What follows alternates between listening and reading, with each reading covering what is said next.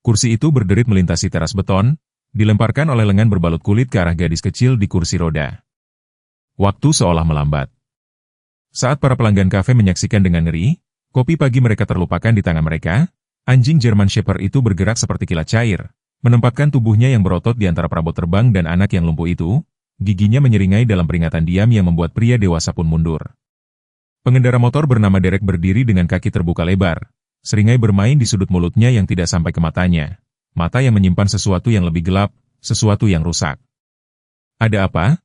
Ejeknya, suaranya terdengar di seluruh teras yang tiba-tiba sunyi itu.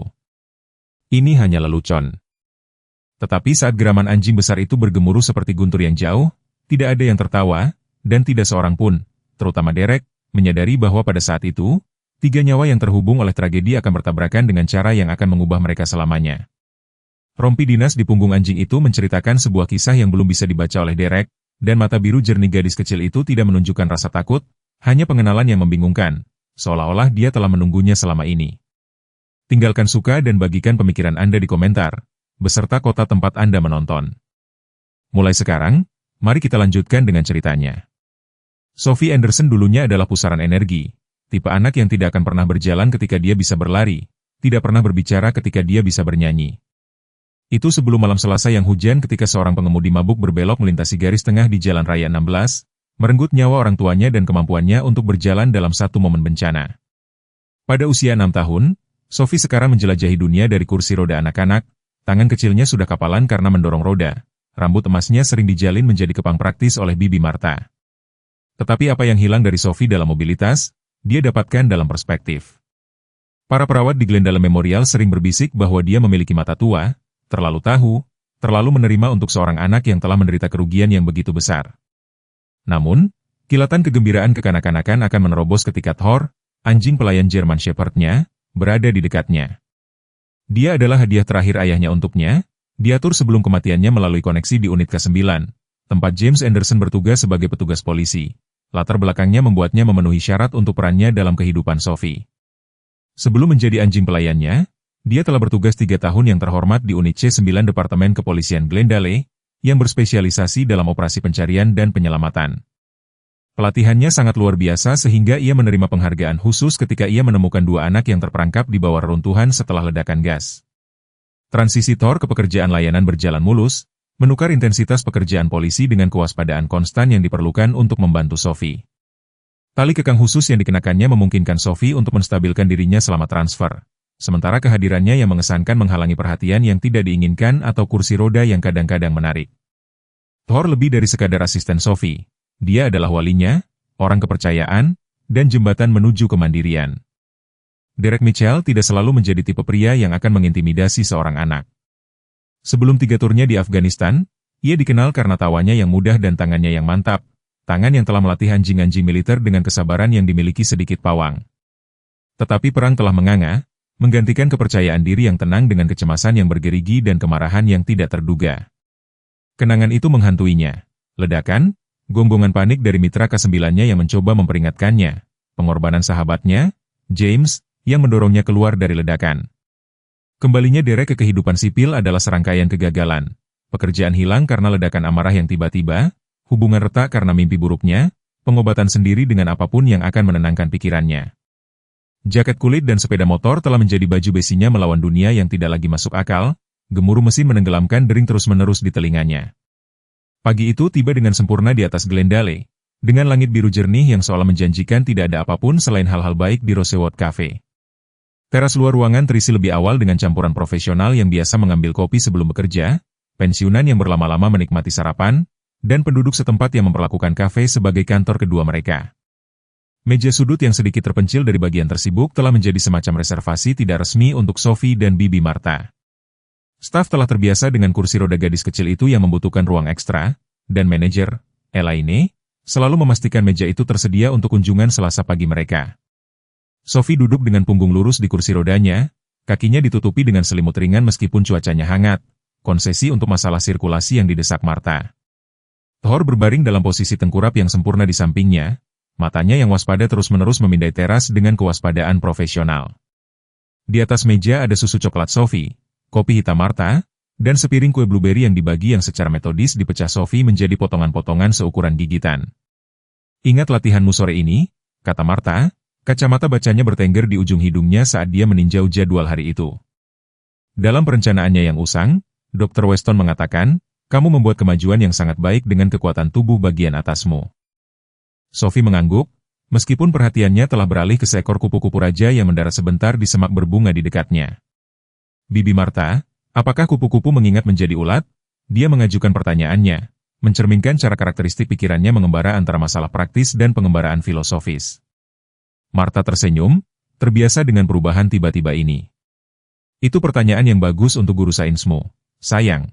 Dia memeriksa jam tangannya dan sedikit mengerutkan kening. "Aku harus mampir ke apotek sebelum janji temu MU. Obatmu yang baru tiba kemarin." Wajah Sophie sedikit murung. Obat baru itu seharusnya membantu mengatasi rasa sakit yang terkadang menjalar di kakinya, sensasi hantu dari saraf yang menolak untuk menerima bahwa mereka tidak lagi memerintahkan gerakan. "Tidak bisakah kita melewatkannya hari ini? Aku tidak suka bagaimana itu membuat kepalaku kabur." "Kita akan berbicara dengan Dr. Weston tentang menyesuaikan dosisnya," janji Martha, mengumpulkan tas tangannya. "Aku akan kembali dalam 15 menit, paling lama 20 menit. Elaine tahu aku keluar dan Thor ada di sini." Dia ragu-ragu, naluri pengasuhnya memperingatkan dengan pengetahuan bahwa Sophie membutuhkan momen kemandirian. "Kamu akan baik-baik saja." Sophie mengangguk dengan sungguh-sungguh. "Thor dan aku akan baik-baik saja, kita akan melatih keterampilan menunggu kita."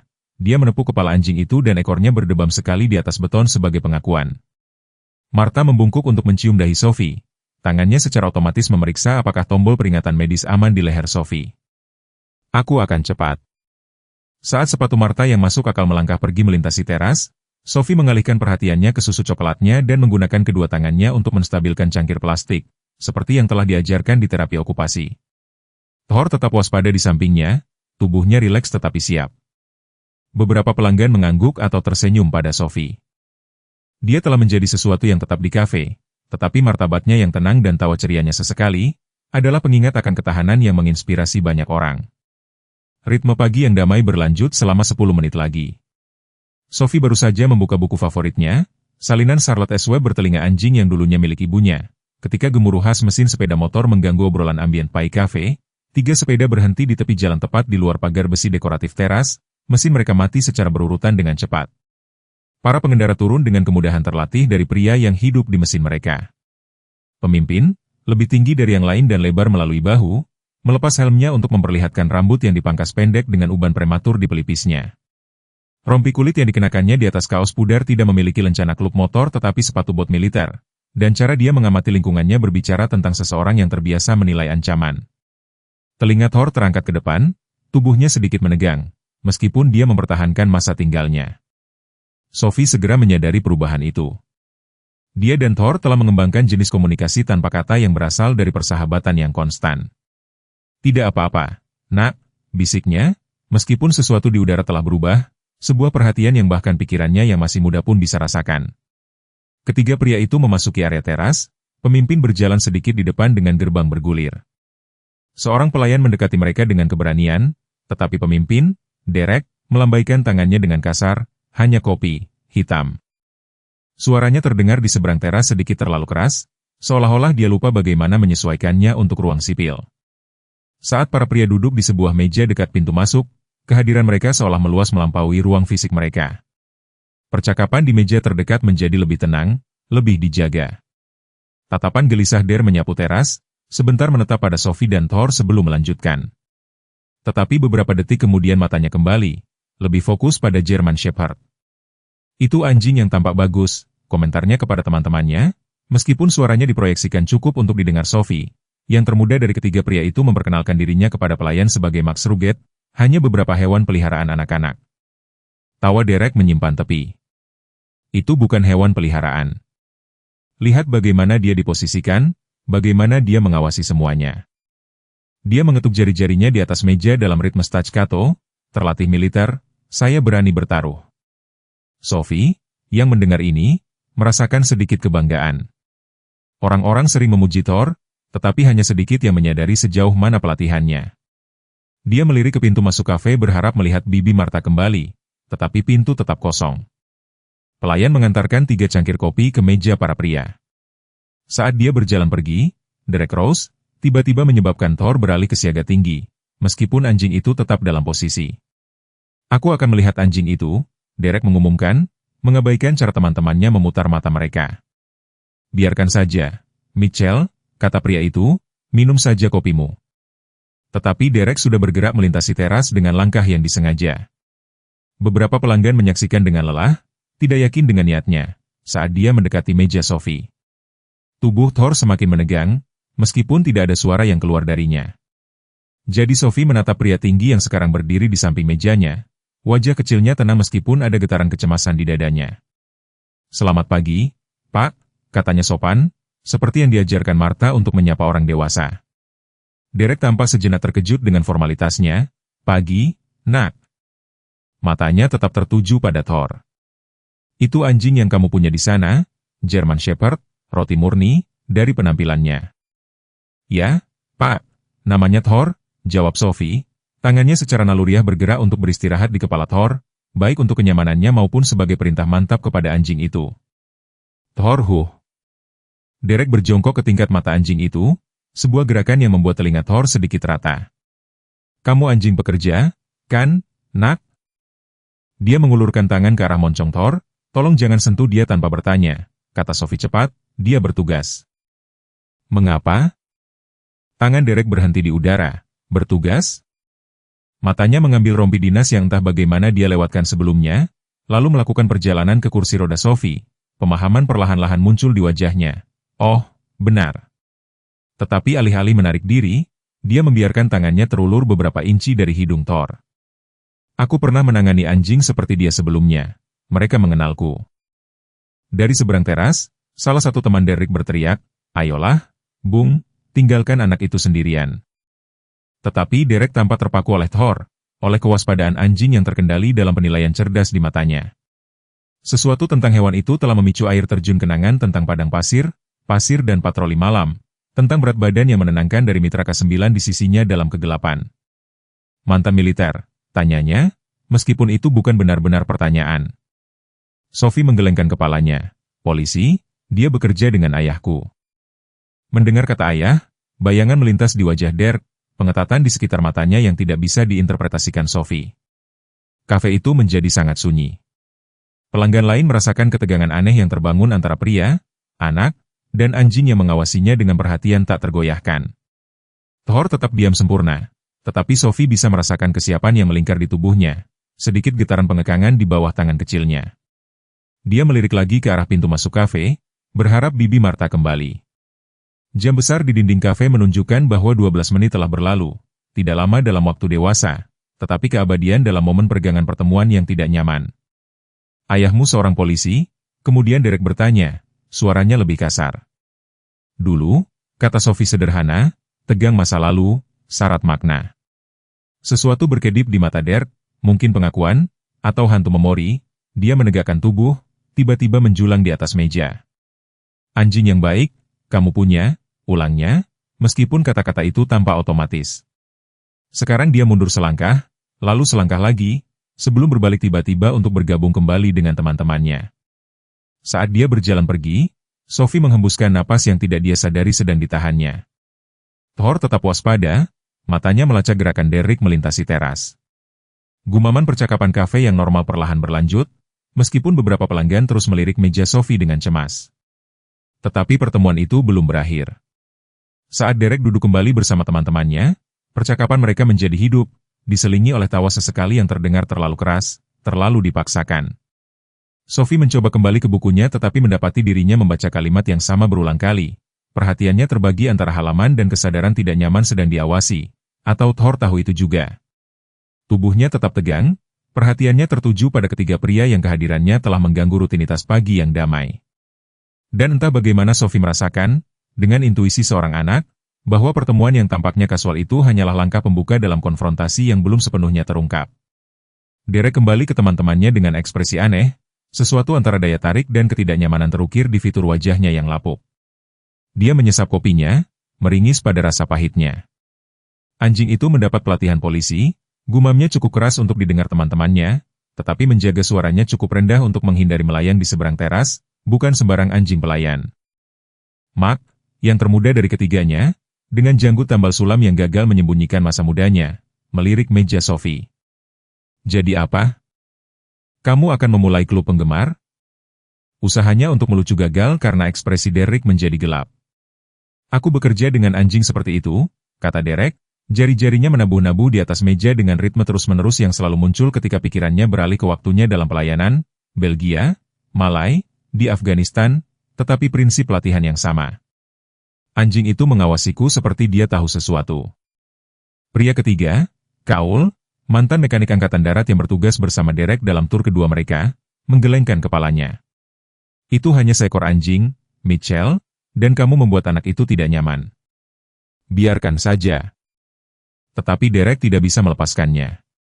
Sesuatu tentang German Shepherd telah memicu banjir kenangan, postur yang disiplin dan waspada, penilaian cerdas di mata hewan itu.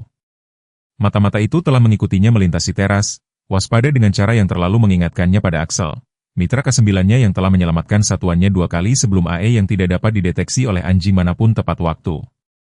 Derek Rose, lagi, mengabaikan kutukan Kaul yang bergumam, aku hanya akan melihat apa yang dia lakukan.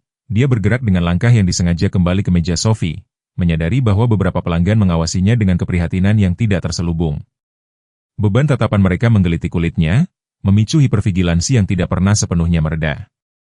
Reaksi Thor segera tetapi terkendali.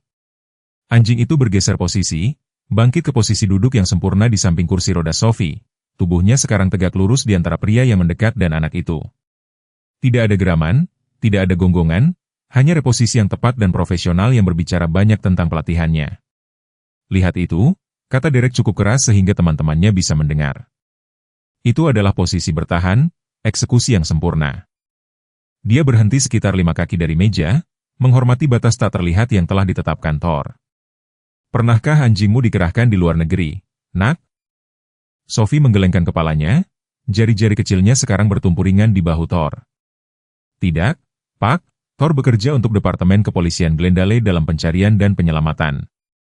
Suaranya tetap stabil, sopan, meskipun kesadaran telah merayap ke mata birunya. Derek memiringkan kepalanya, mempelajari Thor dengan intensitas yang membuat beberapa pelanggan di dekatnya bergeser dengan tidak nyaman di kursi mereka. Pencarian dan penyelamatan, ya? Menemukan orang hilang yang baik akhir-akhir ini? Nada suaranya telah bergeser, mengambil nada menantang. Dia sudah pensiun sekarang, jawab Sophie, kecuali untuk membantuku. Dia menunjuk ke arah kursi rodanya, sebuah gerakan sederhana yang membawa beban penjelasan. Mata Derek tertuju pada kursi roda, lalu kembali ke Thor. Mari kita lihat seberapa bagus pelatihannya. Tanpa peringatan, dia bertepuk tangan dengan tajam. Suara itu pecah di teras seperti tembakan. Cangkir kopi bergemerincing saat pelanggan yang terkejut melompat. Seorang wanita di meja sebelah terengah-engah. Tetapi Thor tidak bergeming, tidak menggonggong. Telinganya merata sesaat, otot-ototnya menegang, tetapi dia tetap dalam posisi sempurna. Matanya terkunci pada Derek dengan fokus tak tergoyahkan. Derek, sudah cukup, Kaul memanggil dari meja mereka, setengah bangkit dari kursinya. Biarkan anak itu dan anjingnya sendirian. Tetapi Derek telah menemukan target untuk energi gelisah yang terus-menerus bergolak di dalam dirinya. Kebutuhan untuk memprovokasi reaksi, untuk menguji batasan sampai mereka rusak. Anak baik, kata kepada Thor, suaranya mengandung nada mengejek, benar-benar mantap. Tetapi apa yang terjadi jika aku melakukan ini? Dia mengambil langkah tiba-tiba ke arah Sophie. Respons Thor langsung, geraman rendah dan bergemuruh yang bergetar dari dalam dadanya, peringatan sejelas bahasa lisan. Anjing itu tidak bergerak dari posisinya, tidak menunjukkan gigi, tetapi pesannya jelas, hentikan. Hentikan, kata Sophie, suaranya lebih kecil sekarang, tetapi masih tenang, kamu menakut-nakuti semua orang. Derek melirik ke sekeliling, tiba-tiba menyadari ketegangan yang telah menyebar di seluruh teras. Beberapa pelanggan telah mengeluarkan ponsel mereka, beberapa secara terbuka merekam, yang lain dengan jari-jari yang siap di atas kontak darurat. Tetapi pelayan yang membawakan kopi mereka berdiri membeku di dekat pintu masuk, melihat dengan ragu-ragu ke arah kantor manajer. Untuk sesaat sesuatu seperti rasa malu melintas di wajah Derek. Dia mundur selangkah, mengangkat tangannya sedikit, dalam gerakan yang setengah menyerah, setengah menolak. Hanya menguji pelatihannya, katanya, alasan itu terdengar hampa bahkan di telinganya sendiri. Tidak ada maksud buruk. Thor sangat terlatih, kata Sophie, tangannya masih bertumpu di bahu anjing itu. Ayahku memastikan itu sebelum dia pergi ke surga. Ketenangannya goyah sedikit pada kata-kata terakhir. Kesedihan seorang anak sesaat terlihat di bawah sikapnya yang hati-hati. Sesuatu dalam ekspresi Derek bergeser pada penyebutan ayah Sophie. Sebuah otot berkedut di rahangnya, jari-jarinya mengepal di sisinya. Ayahmu mengajarinya dengan baik, katanya, suaranya lebih kasar. Dia berbalik tiba-tiba, berjalan kembali ke teman-temannya dengan bahu kaku. Senang sekarang? Kaul bertanya, saat Derek jatuh dengan berat ke kursinya. Kamu baru saja melecehkan seorang anak cacat, benar-benar heroik. Mitchell tertawa gugup. Anjing itu bahkan tidak bergeming, tingkat militer pasti. Tatapan Derek tetap tertuju pada Sophie dan Thor, sesuatu yang bermasalah dan jauh di matanya. Anak itu mengatakan ayahnya sudah meninggal. Kaul mengangkat bahu, banyak polisi meninggal dalam tugas. Bukan urusanmu, sesuatu tentang mereka. Derek terdiam. Pikirannya berputar-putar ke arah yang tidak bisa dia artikulasikan sepenuhnya. Kopi di cangkirnya sudah menjadi dingin, tetapi dia tetap meminumnya, meringis pada rasa pahitnya. Dering di telinganya telah meningkat, teman konstan sejak ledakan, tetapi lebih buruk sekarang dengan adrenalin yang memompa melalui sistemnya. Di seberang teras, Sophie telah kembali ke bukunya, atau setidaknya membuat pertunjukan membacanya. Thor tetap waspada. Perhatiannya terbagi antara biaya dan ketiga pria yang kehadirannya telah mengganggu rutinitas pagi mereka. Kita harus pergi, kata Kaul, memeriksa jam tangannya, mendapat janji di VA pada pukul 11. Tetapi Derek belum siap untuk pergi. Sesuatu yang belum selesai menariknya, paksaan yang tidak bisa dia sebutkan namanya. Dia memperhatikan saat Sophie membalik halaman di bukunya, gerakannya hati-hati dan tepat. Ada sesuatu tentang dirinya yang mengganggu ingatannya, sesuatu yang tidak bisa dia tempatkan. Satu tes lagi, katanya tiba-tiba, mendorong kursinya ke belakang. Kaul meraih lengannya. Derek, tidak, kita pergi sekarang. Derek melepaskannya dengan gerakan tajam. Hanya satu lagi, aku perlu melihat sesuatu. Dia berjalan melintasi teras sebelum teman-temannya bisa menghentikannya. Mengabaikan gumaman yang mengikuti pendekatannya, Thor berdiri saat Derek bergerak. Sekali lagi menempatkan dirinya di antara pria yang mendekat dan Sophie. Kali ini bulu kuduk anjing itu sedikit terangkat, posisinya lebih lebar dan lebih defensif. Pak, tolong kembali ke meja Anda, kata Sophie, suaranya mantap, meskipun ketegangan terlihat jelas dalam bingkai kecilnya. Thor tidak suka orang mendekat dengan cepat. Derek berhenti, tetapi lebih dekat kali ini, tepat di luar jangkauan lengan. Anjing pintar, katanya, matanya tertuju pada Thor daripada Sophie, tahu kapan seseorang menjadi ancaman. Dia menggeser berat badannya sedikit, gerakan pengujian. Geraman Thor semakin dalam, suara itu melayang di teras yang sekarang sunyi. Beberapa pelanggan berdiri, tidak yakin apakah akan campur tangan, sementara yang lain bergerak lebih jauh dari konfrontasi yang berkembang. Aku bukan ancaman, kata Derek, meskipun bahasa tubuhnya mengomunikasikan sebaliknya, hanya ingin tahu seberapa bagus dia. Tanpa peringatan, dia meraih buku Sophie. Reaksi Thor segera dan diperhitungkan. Dia bergerak maju hanya untuk menghalangi tangan Derek, gigi masih tersembunyi, tetapi sikapnya sekarang jelas melindungi. Geraman itu tidak berhenti. Peringatan terus-menerus yang membuat bulu kuduk di belakang leher Derek berdiri. Lihat, kata Derek, menarik tangannya kembali, penilaian ancaman yang sempurna. Ayahmu melatihnya untuk melindungimu secara khusus, kan? Sophie mengangguk perlahan, Thor menjagaku tetap aman. Suaranya sedikit bergetar sekarang, indikasi nyata pertama bahwa konfrontasi telah mulai menembus ketenangannya yang hati-hati. Pertahankan ketenanganmu. Dari seberang teras, Mark berteriak, ayolah, Derek, biarkan saja, bung, bung. Tetapi Derek terkunci. Sekarang konfrontasi kehendak dengan German Shepherd, yang respons disiplinnya baik mengesankan maupun memprovokasi dirinya. Mari kita lihat apa yang terjadi jika aku melakukan ini, katanya, dan sebelum ada yang bisa bereaksi, dia bergerak untuk menyentuh kursi roda Sophie. Geraman peringatan Thor langsung meningkat menjadi gonggongan tajam dan otoritatif yang membekukan Derek di jalurnya. Anjing itu masih belum bergerak dari posisi defensifnya, belum berusaha menggigit, tetapi pesannya jelas, ini adalah peringatan terakhir. Seorang wanita di meja terdekat berdiri dengan paksa, kursinya bergesekan dengan beton. "Cukup sudah," teriaknya, suaranya memotong ketegangan. "Biarkan anak itu sendirian, sekarang juga." Derek berbalik ke arah wanita itu, iritasi melintas di wajahnya. "Jangan ikut campur, Nyonya, aku tidak menyakiti siapapun." "Kamu melecehkan seorang anak cacat," jawab wanita itu, melangkah maju, "dan aku sudah menelepon manajer."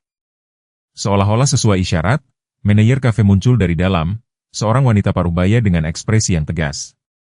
"Apakah ada masalah di sini?" dia bertanya, meskipun matanya menjelaskan bahwa dia sudah tahu jawabannya. Derek mundur dari meja Sophie, tangannya terangkat sedikit dalam gerakan yang setengah menyerah, setengah menolak. "Tidak ada masalah, hanya mengagumi pelatihan anjing itu." Dia menakut-nakuti Sophie, sela pelanggan lain.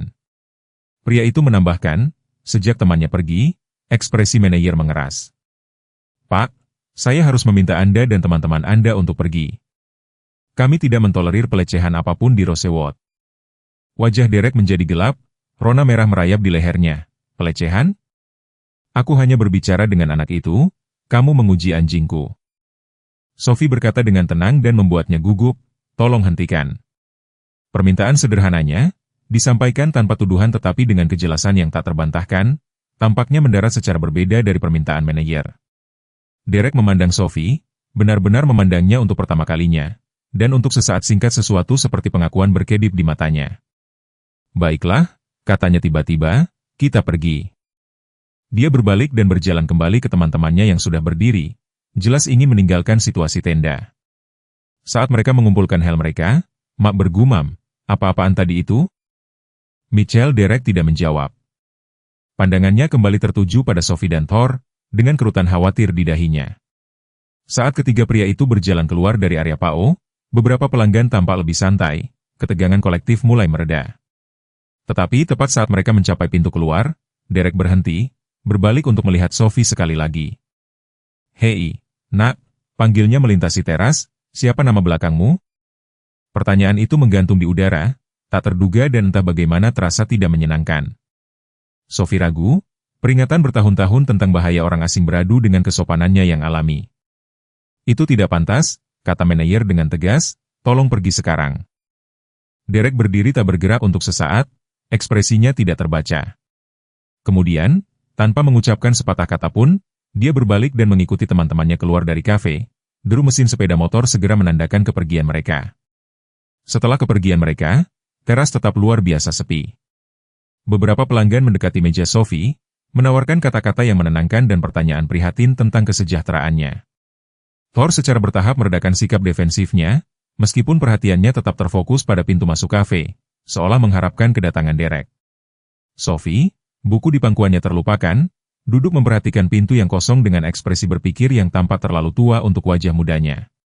Sesuatu telah berubah dalam rutinitas pagi yang damai. Konfrontasi yang terasa tidak pantas, menyelesaikan koneksi yang belum sepenuhnya terungkap. Saat Thor kembali duduk di samping kursi rodanya, kehadirannya yang hangat menenangkan kakinya, Sophie tidak bisa menghilangkan perasaan bahwa pria aneh dengan mata yang bermasalah itu akan kembali. Teras Rosewood Cafe hampir kembali ke irama normalnya ketika suara khas sepatu hak Martha berdebam di atas beton. Dia bergegas menuju meja Sophie, sebuah tas apotek putih kecil tergenggam di satu tangan. Ekspresinya yang biasanya tenang berkerut karena khawatir. Beberapa pelanggan memperhatikannya mendekat, bertukar pandang penuh arti. Sang wali telah kembali, tetapi terlambat untuk mencegah konfrontasi yang meresahkan. "Maafkan aku.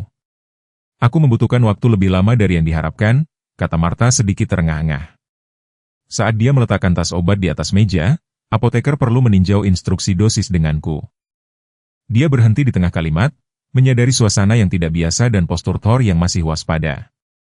"Apa yang terjadi? Apa semuanya baik-baik saja?" Sebelum Sophie bisa menjawab, manajer kafe mendekat dengan teko kopi di tangan, tetapi jelas menggunakannya sebagai alasan untuk memeriksa situasi. "Ada sedikit insiden," jelasnya dengan suara pelan kepada Martha. Tiga pria dengan sepeda motor datang dan salah satu dari mereka sangat tertarik pada anjing Sophie. Dia menjadi agak agresif dalam menguji respons anjing itu. "Kami meminta mereka untuk pergi."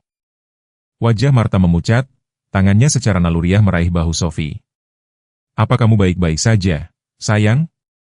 Apa pria itu membuatmu takut?" Sophie menggelengkan kepalanya sedikit, meskipun kerutan kecil di antara alisnya menyangkal jawabannya yang tenang. Thor melindungiku. Dia tidak membiarkan pria itu terlalu dekat. Dia ragu-ragu, lalu menambahkan dengan kejujuran kekanak-kanakan, tapi itu menakutkan saat dia berbicara dengan keras. Manajer mengisi ulang cangkir kopi Martha, gerakannya hati-hati saat dia menambahkan, beberapa pelanggan cukup khawatir untuk merekam interaksi itu di ponsel mereka. Kami memiliki informasi kontak mereka jika Anda ingin menindaklanjuti. Ekspresi Martha menegang, keganasan protektif yang telah menjadi sikap defaultnya sejak mengambil hak asuh Sophie muncul sepenuhnya. Saya akan menghargai kontak itu dan saya ingin tahu apakah pria-pria itu adalah pelanggan tetap. Ini pertama kalinya saya melihat mereka, jawab manajer, dan semoga yang terakhir, mengingat perilaku mereka. Dia menawarkan senyum meyakinkan kepada Sophie sebelum pindah untuk melayani meja lain. Martha duduk dengan berat di kursinya, tangannya sedikit gemetar saat dia meraih kopinya. Kewaspadaan konstan yang diperlukan untuk melindungi anak yang rentan di dunia yang terkadang tampak dirancang untuk orang yang mampu dan kuat telah membuatnya lelah selama setahun terakhir, mengukir garis-garis baru di sekitar mata dan mulutnya. Mungkin kita harus langsung pergi ke janji temu, sarannya, meskipun Sophie hampir tidak menyentuh skonenya. Bisakah kita tetap di sini? Sophie bertanya dengan suara kecil, Thor perlu tenang setelah waspada. Dr. Harrison mengatakan penting untuk pelatihannya bahwa dia dapat kembali normal setelah situasi yang membuat stres. Martha ragu-ragu, terpecah antara keinginan untuk memindahkan Sophie dari tempat dia dilecehkan, dan pentingnya menjaga rutinitas. Baiklah, dia mengalah, tetapi kita akan pergi dalam 20 menit. Saat mereka duduk dalam ketenangan yang tidak nyaman, beberapa pelanggan berhenti di meja mereka, beberapa untuk mengungkapkan keprihatinan, yang lain untuk memuji perilaku Thor yang tenang dan beberapa untuk berbagi kisah mereka sendiri tentang anjing pelayan yang telah terbukti menjadi teman yang tak ternilai harganya. Seorang pria pensiunan yang memperkenalkan dirinya sebagai mantan pawang K9 secara khusus memuji pengendalian diri Thor. Itu pelatihan tingkat profesional, katanya, mengangguk dengan penghargaan ke arah gembala Jerman yang akhirnya santai dalam posisi berbaring. Kebanyakan anjing akan meningkat eskalasinya jauh lebih cepat dengan provokasi semacam itu. Anjing Anda menjaga penilaian ancaman yang sempurna tanpa bereaksi berlebihan. Sophie mengangguk, sedikit kebanggaan menerobos kegelisahannya yang tersisa. Ayahku mengatakan Thor adalah yang terbaik di kelasnya. Itu sebabnya dia memilihnya untukku. Pria itu tersenyum ramah. Ayahmu memilih dengan baik. Ketika mereka akhirnya meninggalkan kafe, Martha sangat menyadari lingkungan sekitar mereka, memindai jalan dan tempat parkir dengan perhatian gugup. Tas apotek putih dengan obat Sophie terselip di ransel yang tergantung di kursi rodanya dan Thor berjalan dengan posisi sempurna di sisi kiri Sophie. Pelatihannya sekali lagi sempurna. Sekarang setelah ancaman yang dirasakan telah berlalu, sisa hari itu berjalan dengan rutinitas terstruktur yang telah menjadi penting untuk pemulihan dan perawatan berkelanjutan Sophie. Terapi fisik di pusat rehabilitasi. Sesi singkat dengan psikolog anak yang telah membantunya memproses kesedihannya dan akhirnya berhenti di taman tempat Thor diizinkan beberapa waktu istirahat untuk berlari di area anjing tertutup. Tetapi di seluruh kegiatan yang familiar ini, Martha bisa merasakan ketegangan yang tersisa pada Sophie dan Thor. Anak itu lebih pendiam dari biasanya. Pikirannya yang biasanya ingin tahu tampaknya berbalik ke dalam pada pikiran yang tidak dia bagikan.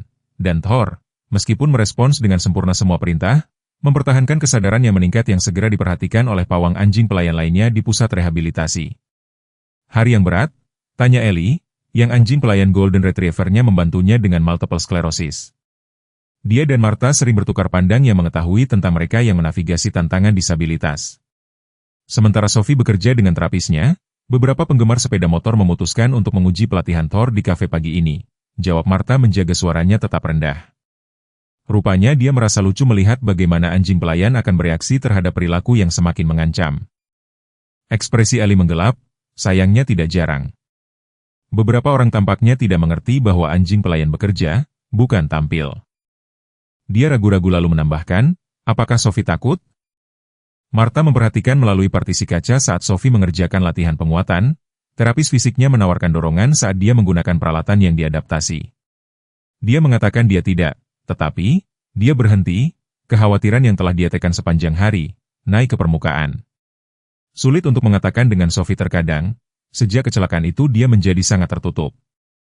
Psikolog mengatakan itu adalah mekanisme kontrol. Ketika Anda telah kehilangan begitu banyak kendali atas tubuh dan keadaan Anda dengan ketat mengelola apa yang Anda bisa, termasuk ekspresi emosional. Ellie mengangguk mengerti. perlindungan diri mengambil banyak bentuk. Malam itu, saat Martha membantu Sophie dengan rutinitas tidurnya, transfer hati-hati dari kursi roda ke kamar mandi ke tempat tidur yang telah menjadi kebiasaan selama setahun terakhir, dia memperhatikan bahwa Sophie tampak hilang dalam pikiran, menanggapi pertanyaan dengan singkat yang tidak biasa. "Apa kamu memikirkan apa yang terjadi di kafe hari ini?" Martha akhirnya bertanya langsung saat dia membantu Sophie mengenakan piyamanya.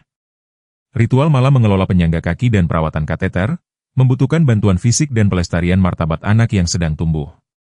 Sophie mengangguk, jari-jarinya dengan linglung membelai Thor yang berbaring di samping tempat tidur, selalu dalam jangkauan. "Dia bukan orang jahat," katanya setelah beberapa saat, orang yang menguji Thor. Tangan Martha terhenti saat mengatur bantal Sophie. "Sophie, orang baik tidak membuat anak-anak takut atau melecehkan anjing pelayan. Dia berperilaku sangat tidak pantas. Dia memiliki mata yang sedih," lanjut Sophie, seolah Martha tidak berbicara, seperti di foto-foto ayah ketika dia kembali dari luar negeri pertama kali. Sebelum dia membaik. Pengamatan itu mengejutkan Martha dengan kekuatan yang tak terduga. James memang berjuang setelah penempatan pertamanya. Tatapan menghantui di matanya, respons mengejutkan terhadap suara keras, malam-malam ketika tidur terbukti sulit dipahami. Tetapi dia telah mencari bantuan, telah mengatasi yang terburuk sebelum kembali untuk tur keduanya, sebelum bertemu dan jatuh cinta dengan ibu Sophie, sebelum menciptakan keluarga yang hancur di jalan raya yang hujan itu. Beberapa orang telah melihat hal-hal sulit, Martha mengakui dengan hati-hati, tetapi itu tidak memaafkan perilaku yang menakutkan. "Thor tahu dia juga sedih," kata Sophie dengan kepastian yang terkadang dimiliki anak-anak. "Itu sebabnya dia tidak menggigitnya. Thor hanya menggigit orang jahat, bukan orang sedih." Martha tidak punya tanggapan untuk kebijaksanaan kekanak-kanakan ini. Alih-alih, dia selesai menyelipkan Sophie, memastikan obat dan airnya berada dalam jangkauan di meja samping tempat tidur dan memastikan monitor dihidupkan sehingga Sophie dapat memanggilnya jika diperlukan di malam hari.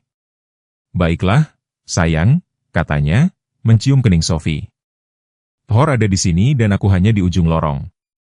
Saat dia mematikan lampu, hanya menyisakan lampu malam kecil yang bersinar di sudut, Martha mendengar suara kecil Sophie sekali lagi. "Kurasa dia akan kembali." Kata-kata itu membuat Martha merinding, tetapi ketika dia berbalik untuk bertanya apa maksud Sophie, anak itu sudah menutup matanya, napasnya mulai semakin dalam menuju tidur. Martha berdiri di ambang pintu sesaat lebih lama, mengamati gerakan naik turun yang lembut dari dada Sophie, bayangan setia Thor di samping tempat tidur. Peristiwa hari itu telah membuatnya gelisah dengan cara yang tidak bisa dia artikulasikan sepenuhnya. Bukan hanya konfrontasi itu sendiri tetapi reaksi aneh Sophie terhadapnya. Untuk seorang anak yang telah mengalami begitu banyak trauma, Sophie menunjukkan kemampuan luar biasa untuk membaca orang, untuk merasakan rasa sakit di balik perilaku bermusuhan. James juga seperti itu. Martha ingat saudara laki-lakinya memiliki pemahaman intuitif tentang motivasi orang, terutama mereka yang kesakitan. Itu telah menjadikannya seorang petugas polisi yang luar biasa, sangat cocok untuk kepolisian komunitas dan intervensi krisis. Apakah dia mewariskan bakat itu kepada putrinya? Atau apakah hanya mereka yang menderita secara mendalam mengembangkan kesadaran yang lebih tajam tentang penderitaan pada orang lain? Pagi berikutnya membawa perkembangan yang tak terduga saat Martha menyiapkan sarapan, dengan hati-hati memotong roti Sophie menjadi potongan-potongan yang mudah dikelola dan mengukur obat paginya. Telepon rumah berdering. Beberapa orang menelepon saluran tetap. Martha mempertahankannya terutama untuk tujuan darurat, khawatir bahwa layanan sel mungkin tidak dapat diandalkan dalam krisis. "Kediaman Anderson," jawabnya, menyeimbangkan telepon di antara bahu dan telinga saat dia terus menyiapkan nampan sarapan Sophie. "Nyonya Anderson, ini adalah petugas Daniels dari Departemen Kepolisian Glendale. Saya menelepon tentang laporan insiden yang diajukan kemarin oleh manajer Rosewood Cafe." Tangan Martha terhenti. "Ya, saya menyadari insiden itu. Keponakan saya adalah anak yang terlibat. Kami ingin Anda dan keponakan Anda datang ke kantor polisi untuk memberikan pernyataan. Kami menanggapi pelecehan terhadap individu penyandang disabilitas dengan sangat serius dan beberapa saksi memberi kami bukti video dari pertemuan tersebut." "Saya mengerti," kata Martha, melirik ke arah lorong tempat Sophie masih tidur. "Bolehkah saya bertanya apa yang mendorong tindak lanjut ini? Apakah orang-orang itu menyebabkan masalah di tempat lain?" Ada sedikit keraguan di saluran. Salah satu individu yang terlibat dalam insiden itu datang ke kantor polisi larut malam kemarin. Dia tampak terganggu oleh perilakunya sendiri dan memberikan informasi yang menunjukkan bahwa ini bukan insiden acak. "Mengingat keadaan dan koneksi departemen dengan keluarga Anda, Kapten Brooks ingin berbicara dengan Anda secara langsung. Genggaman Martha mengencang di telepon. Koneksi ke keluarga saya? Saudara Anda adalah James Anderson, benar? Salah satu petugas kami yang meninggal tahun lalu? Ya, Martha membenarkan, rasa tidak enak menjalar di dadanya. Apa hubungannya James dengan apa yang terjadi di kafe? Saya yakin Kapten Brooks lebih suka membahasnya secara langsung, jawab petugas Daniels. Apakah jam 10 pagi ini nyaman? Kami akan memastikan ruang wawancara dapat diakses kursi roda untuk keponakan Anda. Setelah mengonfirmasi janji temu dan mengakhiri panggilan, Martha berdiri tak bergerak di dapur, persiapan sarapan terlupakan. Departemen kepolisian ingin berbicara dengannya tentang hubungan James dengan insiden itu dan salah satu pria itu, mungkin orang yang telah melecehkan Sophie dan Thor, telah menyerahkan diri, tampaknya terganggu oleh tindakannya sendiri.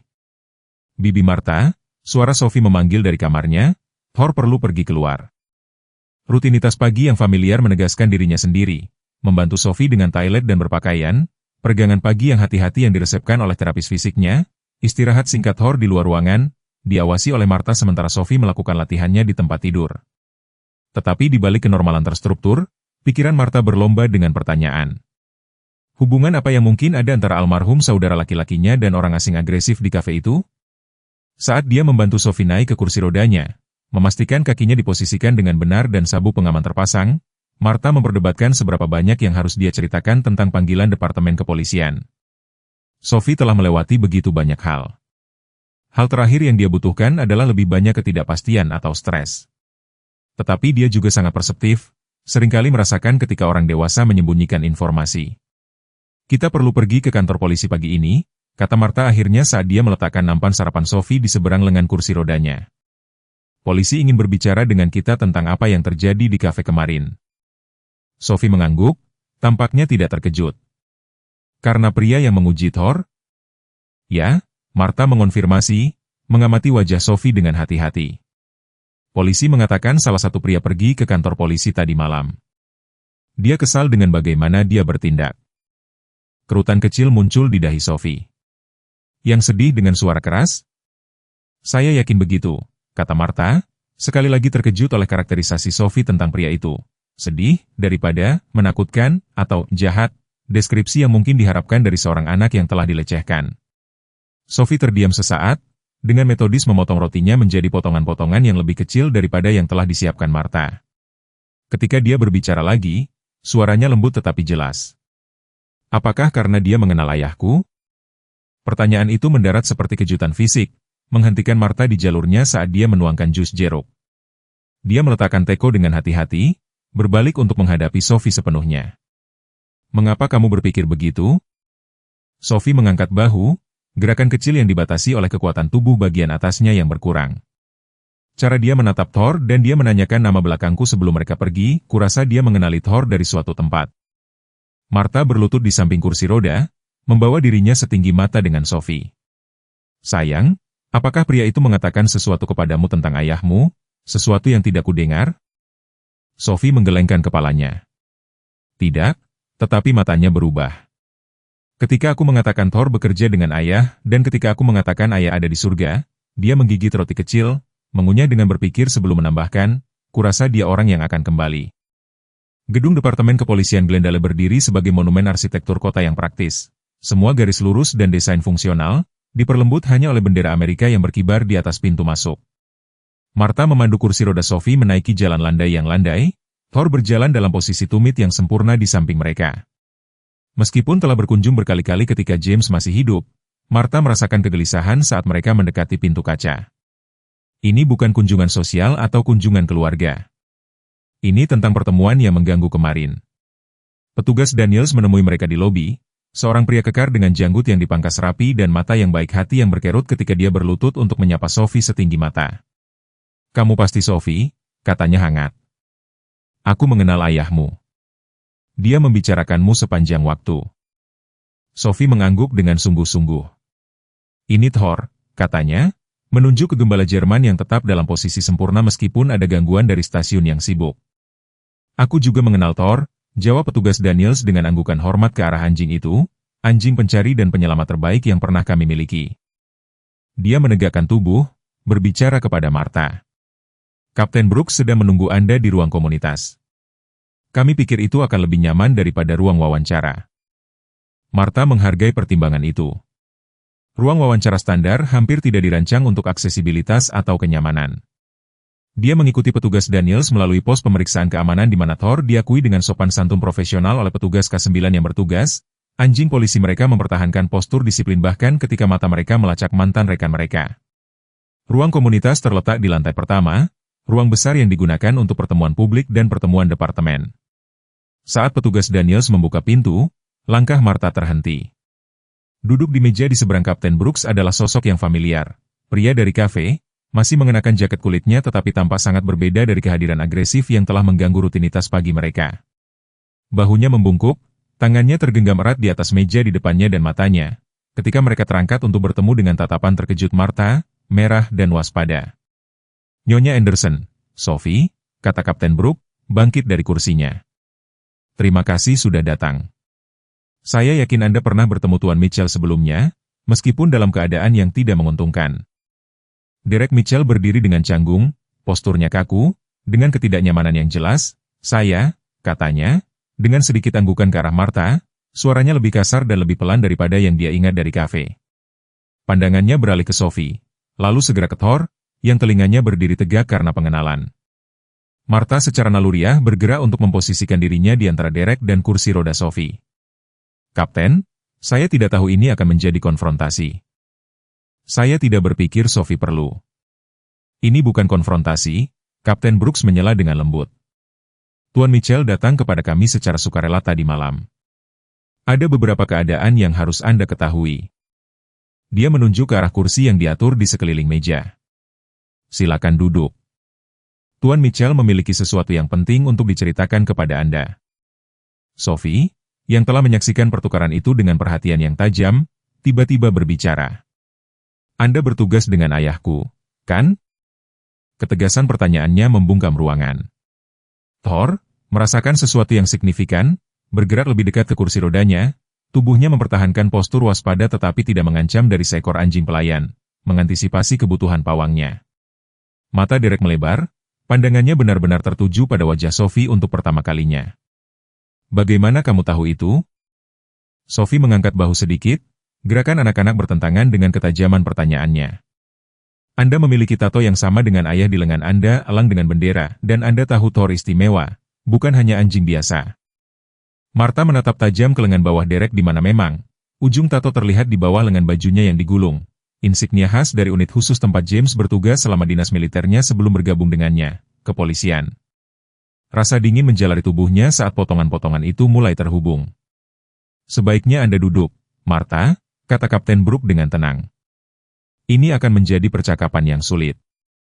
Dengan enggan, Martha memandu kursi roda Sophie ke meja, memposisikan keponakannya dengan aman di antara dirinya dan petugas Daniels. Thor menetap di tempat yang telah ditentukan di samping Sophie. Perhatiannya sekarang terbagi antara pawangnya dan Derek, yang tetap berdiri, tampaknya tidak dapat kembali ke kursinya. "James Anderson adalah sahabatku," kata Derek akhirnya, suaranya nyaris tidak terdengar. "Kami bertugas 2 tur bersama. Dia menyelamatkan hidupku di Kandahar. Ketika unit kami disergap, dia menelan ludah keras-keras jakunnya bergerak-gerak terlihat. Aku bersamanya ketika dia menemukan Thor sebagai anak jalanan yang setengah kelaparan di dekat kompleks kami. Kami melatihnya bersama secara tidak resmi pada awalnya." Napas Martha tercekat. James telah menceritakan kepadanya tentang menemukan anak anjing gembala Jerman, tentang ikatan yang terbentuk di antara mereka selama penempatannya, tetapi dia tidak pernah menyebutkan seorang teman bernama Derek. "Ketika kami kembali ke Amerika Serikat," lanjut Derek, "James membuat Thor secara resmi diakui dan disertifikasi untuk pekerjaan polisi. Aku kembali untuk tur ketiga." Suaranya pecah dan dia membuang muka. Rahangnya bekerja saat dia berjuang untuk mempertahankan ketenangan. Kapten Brooks mengambil alih narasi. "Derek terluka selama penempatan ketiganya. Pada saat dia kembali ke Amerika Serikat, James telah bergabung dengan departemen kami dan mendirikan unit K9 kami dengan Thor sebagai mitranya." Pikiran Martha berputar saat dia mencoba memproses informasi baru ini. "James tidak pernah menyebutkan Anda," katanya kepada Derek, tidak dapat menahan tuduhan dari suaranya. Kilatan rasa sakit melintas di wajah Derek. "Kami kehilangan kontak setelah cedera saya. Aku tidak berada di tempat yang baik, tidak ingin menyeret siapapun bersamaku. Matanya beralih ke Sophie, lalu dengan cepat menjauh, seolah dia tidak tahan untuk menatapnya secara langsung. Pada saat aku mengumpulkan cukup keberanian untuk menjangkau, aku mendengar tentang kecelakaan itu, tentang James dan Laura. Suaranya turun lebih rendah, tentang Sophie. Potongan-potongan itu jatuh pada tempatnya dengan kejelasan yang menghancurkan, pria yang telah melecehkannya di kafe, yang dengan sengaja memprovokasi Thor dan menakut-nakuti Sophie, adalah seseorang dari masa lalu James, seseorang yang mungkin menjadi paman Sophie di kehidupan lain jika keadaannya berbeda. Mengapa Anda mendekati kami seperti itu? Martha menuntut naluri protektifnya berkobar. Jika Anda tahu siapa Sophie, mengapa Anda berperilaku begitu agresif?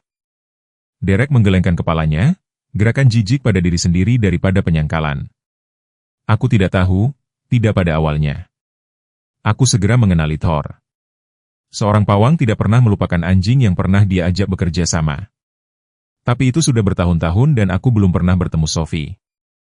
Dia menunduk menatap tangannya, yang sedikit gemetar. Ketika dia menyebutkan ayahnya adalah seorang petugas polisi yang telah meninggal, sesuatu tersentak, tetapi aku tidak berpikir jernih. Aku sudah lama tidak berpikir jernih. Kapten Brooks bersandar ke depan. Ekspresinya serius tetapi penuh kasih sayang. Derek telah berjuang dengan PTSD berat sejak pemberhentiannya. Dia telah keluar masuk perawatan, tetapi beberapa bulan terakhir sangat sulit baginya. Itu tidak memaafkan apa yang terjadi, kata Martha dengan tegas. Tidak, memang tidak, Derek langsung setuju. Tidak ada alasan. Itu sebabnya aku datang tadi malam. Ketika aku sampai di rumah, ketika kabutnya sedikit hilang, aku menyadari siapa Sophie seharusnya. Putri James. Suaranya pecah saat menyebut nama itu. Aku tidak bisa hidup dengan diriku sendiri mengetahui apa yang telah kulakukan, apa yang mungkin telah kulakukan jika eskalasinya lebih lanjut. Sophie, yang telah menyaksikan pertukaran ini dengan perhatian yang sungguh-sungguh, tiba-tiba berbicara lagi, apa Anda melatih Thor untuk bertarung? Kapten Brooks mengubah sikapnya, dari mediator yang simpatik menjadi seorang perwira yang waspada. Ada apa dengan ancaman ini? Namun, perhatian Emma tertuju pada Derek, yang seluruh sikapnya telah berubah. Bahu yang tegak, mata yang menajam dengan fokus yang tiba-tiba. Itu Weaver. Mark menjelaskan dengan cepat. Dia ada di tempat Kaul bersama beberapa temannya. Mereka mengepungnya di apartemen. Kaul meneleponku dari belakang. Mereka bilang mereka punya senjata dan mereka berbicara tentang memberi pelajaran padanya karena telah melindungi seorang pengkhianat. Maksudnya kamu, Mitchell.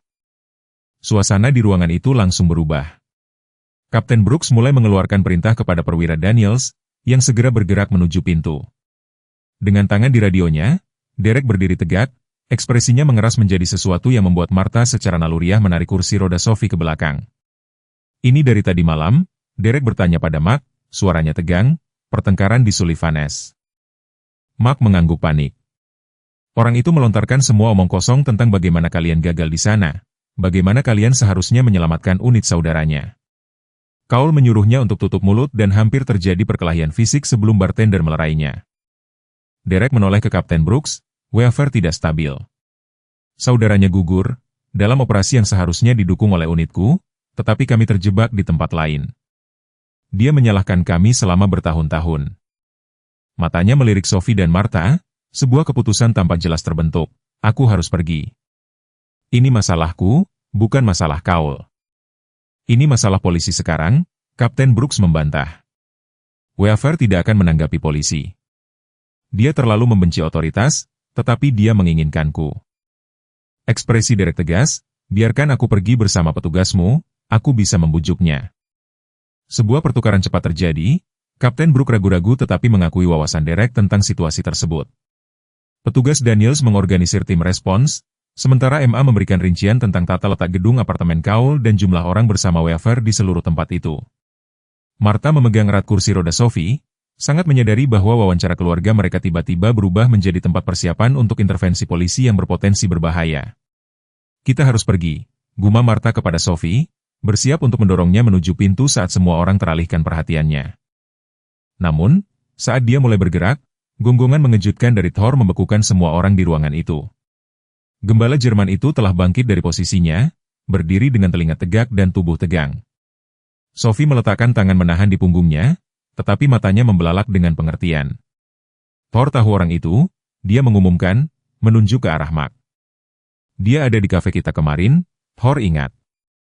Derek menatap tajam ke arah Thor, lalu ke arah Sophie. Apa maksudmu? Dia tahu baunya. Saat kamu menguji Thor, dia memeriksa semua orang di sekitar kita, Sophie menjelaskan, hidungnya bekerja. Dia melakukan itu saat dia khawatir tentang ancaman. Dia mengingat orang berdasarkan baunya. Hening sesaat menyusul pernyataan ini, dipecahkan oleh pertanyaan bijaksana Kapten Brooks. Sophie, apakah Thor dapat membantu kita menemukan orang ini? Weaver, jika dia sudah pindah dari apartemen? Anjing pelayan biasanya tidak digunakan untuk pelacakan, tetapi mengingat latar belakang polisi Thor, Martha mulai memprotes. Thor adalah anjing pelayan Sophie, bukan sumber daya polisi, tetapi terputus oleh tanggapan tenang Sophie. Thor dapat menemukan siapapun jika dia memiliki baunya. Ayah bilang dia adalah pelacak terbaik di departemen. Dia menunduk ke arah gembala Jerman itu, yang tetap waspada tetapi tenang di bawah tangannya. Tetapi dia membutuhkan sesuatu yang berbau seperti orang itu. Derek bertukar pandang yang berarti dengan Kapten Brooks. Weaver mengenakan jaket khas tadi malam, army surplus dengan tambalan, jika dia masih memakainya, dan temanmu Kaul pasti punya sesuatu milik Weaver. Kapten Brooks bertanya pada Mark, aku tidak tahu, mungkin mereka cukup dekat selama pertengkaran itu. Weaver menumpahkan minumannya ke baju Kaul. Implikasinya bergema di seluruh ruangan. Pelatihan khusus Thor dalam pencarian dan penyelamatan, dikombinasikan dengan latar belakang polisinya, mungkin memberikan keuntungan penting jika Weaver dan teman-temannya meninggalkan apartemen Kaul sebelum polisi tiba, sebuah skenario yang mungkin mengingat situasi yang meningkat. Derek mendekati Sophie, perlahan berlutut untuk menempatkan dirinya sejajar dengan matanya. Pertama kalinya dia berinteraksi langsung dengannya sejak pertemuan tegang mereka di kafe. Sophie, katanya, suaranya lebih lembut daripada yang pernah didengar Martha. Thor adalah anjingmu. Dia dilatih untuk tetap bersamamu dan menjagamu tetap aman, tetapi kami membutuhkan bantuannya untuk menemukan orang berbahaya yang mungkin menyakiti temanku. Maukah kamu membiarkan Thor bekerja dengan kami hanya untuk sementara waktu? Sophie menatap Derek dengan berpikir, lalu ke arah Thor, yang perhatiannya tetap tertuju pada orang dewasa, seolah memahami keseriusan diskusi. Thor membantu orang, katanya sederhana. Itulah yang dilatihnya. Ayah ingin dia membantu. Ekspresi Derek melembut, kilatan kesedihan dan rasa terima kasih melintas di wajahnya yang berkerut. Ayahmu pasti sangat bangga padamu, Sophie. Apa yang terjadi selanjutnya terungkap dengan kecepatan yang memusingkan. Kapten Brooks, menyadari baik nilai potensial bantuan Thor maupun ketidakpantasan memisahkan seorang anak dari anjing pelayannya, membuat keputusan yang menentukan. Jika Thor akan dikerahkan, Sophie perlu menemaninya, tetapi pada jarak yang aman dari potensi konfrontasi. Martha, meskipun keberatannya yang keras, mendapati dirinya dikalahkan oleh desakan tenang Sophie dan urgensi situasi. Dalam beberapa menit mereka bergerak menuju tempat parkir, Kapten Brooks dan petugas Daniels memimpin jalan, diikuti oleh Derek dan Mark, di bawah pengawasan ketat dua petugas tambahan, dan akhirnya Martha mendorong kursi roda Sophie, dengan Thor berjalan waspada di sisi mereka. Wawancara yang direncanakan dengan hati-hati telah berubah menjadi operasi dadakan, dengan anjing pelayan Sophie berpotensi memainkan peran penting. Saat mereka mencapai kendaraan polisi, Martha membungkuk untuk berbisik mendesak di telinga Sophie, kita tidak harus melakukan ini. Thor adalah anjingmu, penolongmu. Kamu membutuhkannya. Sophie mendongak ke arah bibinya, wajah mudanya, serius tetapi bertekad. Tetapi pria yang dalam masalah juga teman ayah. Thor dapat menemukan orang jahat dan menjaga semua orang tetap aman. Dia meraih untuk menyentuh pipi Martha dengan jari-jari kecil. Jangan khawatir, bibi Martha, Thor selalu kembali padaku. Konvoi kendaraan polisi bergerak melalui Glendale dengan efisiensi yang terlatih, lampu berkedip tetapi sirene sunyi. Pendekatan taktis untuk menghindari memperingatkan Weaver dan teman-temannya tentang kedatangan mereka yang akan segera terjadi. Martha duduk di belakang SUV polisi, lengannya melindungi Sophie, yang tetap tenang meskipun keadaan luar biasa. Thor berbaring di kaki mereka di ruang kaki, tubuhnya waspada tetapi mantap, kadang-kadang mengangkat kepalanya untuk melihat Sophie seolah memastikan dia tetap aman. Dua mobil di depan, Derek menumpang dengan Kapten Brooks dan petugas Daniels, memberikan informasi tambahan tentang latar belakang Weaver dan kemungkinan keadaan mentalnya. Potongan-potongan teka-teki telah menyatu dengan cepat begitu Mark menerobos masuk ke ruang komunitas. Weaver, saudara laki-laki seorang prajurit yang gugur yang unitnya tidak dapat dijangkau oleh tim Derek pada waktunya selama operasi kritis, telah menyimpan dendam yang membara selama bertahun-tahun. Pertemuan kebetulan di Sullivan S Bar malam sebelumnya telah memicu kemarahannya, terutama ketika dia mengenali Derek, yang dia pandang bertanggung jawab secara pribadi atas kematian saudaranya. Apartemen Cole ada di kompleks itu, kata petugas Daniel saat mereka berbelok ke Cedar Avenue, menunjuk ke arah bangunan 2 lantai dari batu bata yang lapuk. Unit ketiga di lantai 2, menurut laporan. Kapten Brooks mengangguk, menilai situasi dengan mata berpengalaman. Tidak ada gangguan yang terlihat dari jalan. Tetangga belum melaporkan sesuatu yang tidak biasa. Dia melirik Derek. Itu bisa berarti mereka sudah pergi atau Weaver menjaga semuanya tetap tenang sampai kamu muncul. Rahang Derek menegang. Weaver bukan tipe orang yang menunggu dengan sabar. Jika Cole menelepon 20 menit yang lalu dan tidak ada yang terjadi sejak itu, implikasinya menggantung. Mereka berhenti di tempat parkir di seberang kompleks apartemen, kendaraan polisi lainnya mendistribusikan diri secara strategis di sepanjang blok. Martha memperhatikan melalui jendela saat para petugas muncul. Mereka bergerak dengan tujuan tetapi tanpa urgensi yang jelas, mempertahankan penampilan aktivitas polisi rutin sambil memposisikan diri untuk potensi intervensi. Kapten Brooks mendekati kendaraan mereka, membungkuk untuk berbicara melalui jendela yang terbuka. Kami akan membawa Thor maju untuk melihat apakah dia dapat memastikan apakah Weaver masih berada di dalam gedung.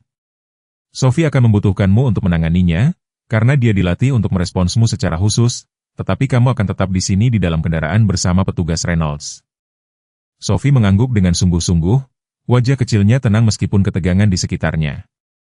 Thor membutuhkan sesuatu dengan aroma pria itu. Mark mengambil baju Cole dari tadi malam, yang ditumpahkan Weaver dengan minumannya. Kapten Brooks menjawab, kami akan membawanya kepadamu. Martha mempererat pegangannya di bahu Sophie. Ini tidak benar. Sophie sudah mengalami cukup trauma tanpa terlibat dalam operasi polisi. Ekspresi Kapten Brooks melembut dengan pengertian. Saya menghargai kekhawatiran Anda, Nyonya Anderson. Jika ada pilihan lain, kami tidak akan melibatkan Anda berdua. Tetapi waktu sangat penting dan kemampuan Thor dapat membuat perbedaan dalam menyelesaikan ini dengan aman. Sebelum Martha dapat menanggapi, Mark bergegas menyeberang jalan, sebuah t-shirt yang kusut tergenggam di tangannya. Cole mengirimiku kode pintunya, dia melaporkan dengan terengah-engah. Baju itu ada di tempat yang dia katakan, di keranjang cuciannya. Baju itu dibawa ke Sophie, yang menanganinya dengan ketenangan yang mengejutkan, memungkinkan Thor untuk mengendus pakaian itu secara menyeluruh. Sikap gembala Jerman itu langsung berubah, bahasa tubuhnya berubah dari anjing pelayan yang terlatih menjadi kesembilan yang bekerja, secara aktif memproses informasi, telinga tegak dengan konsentrasi.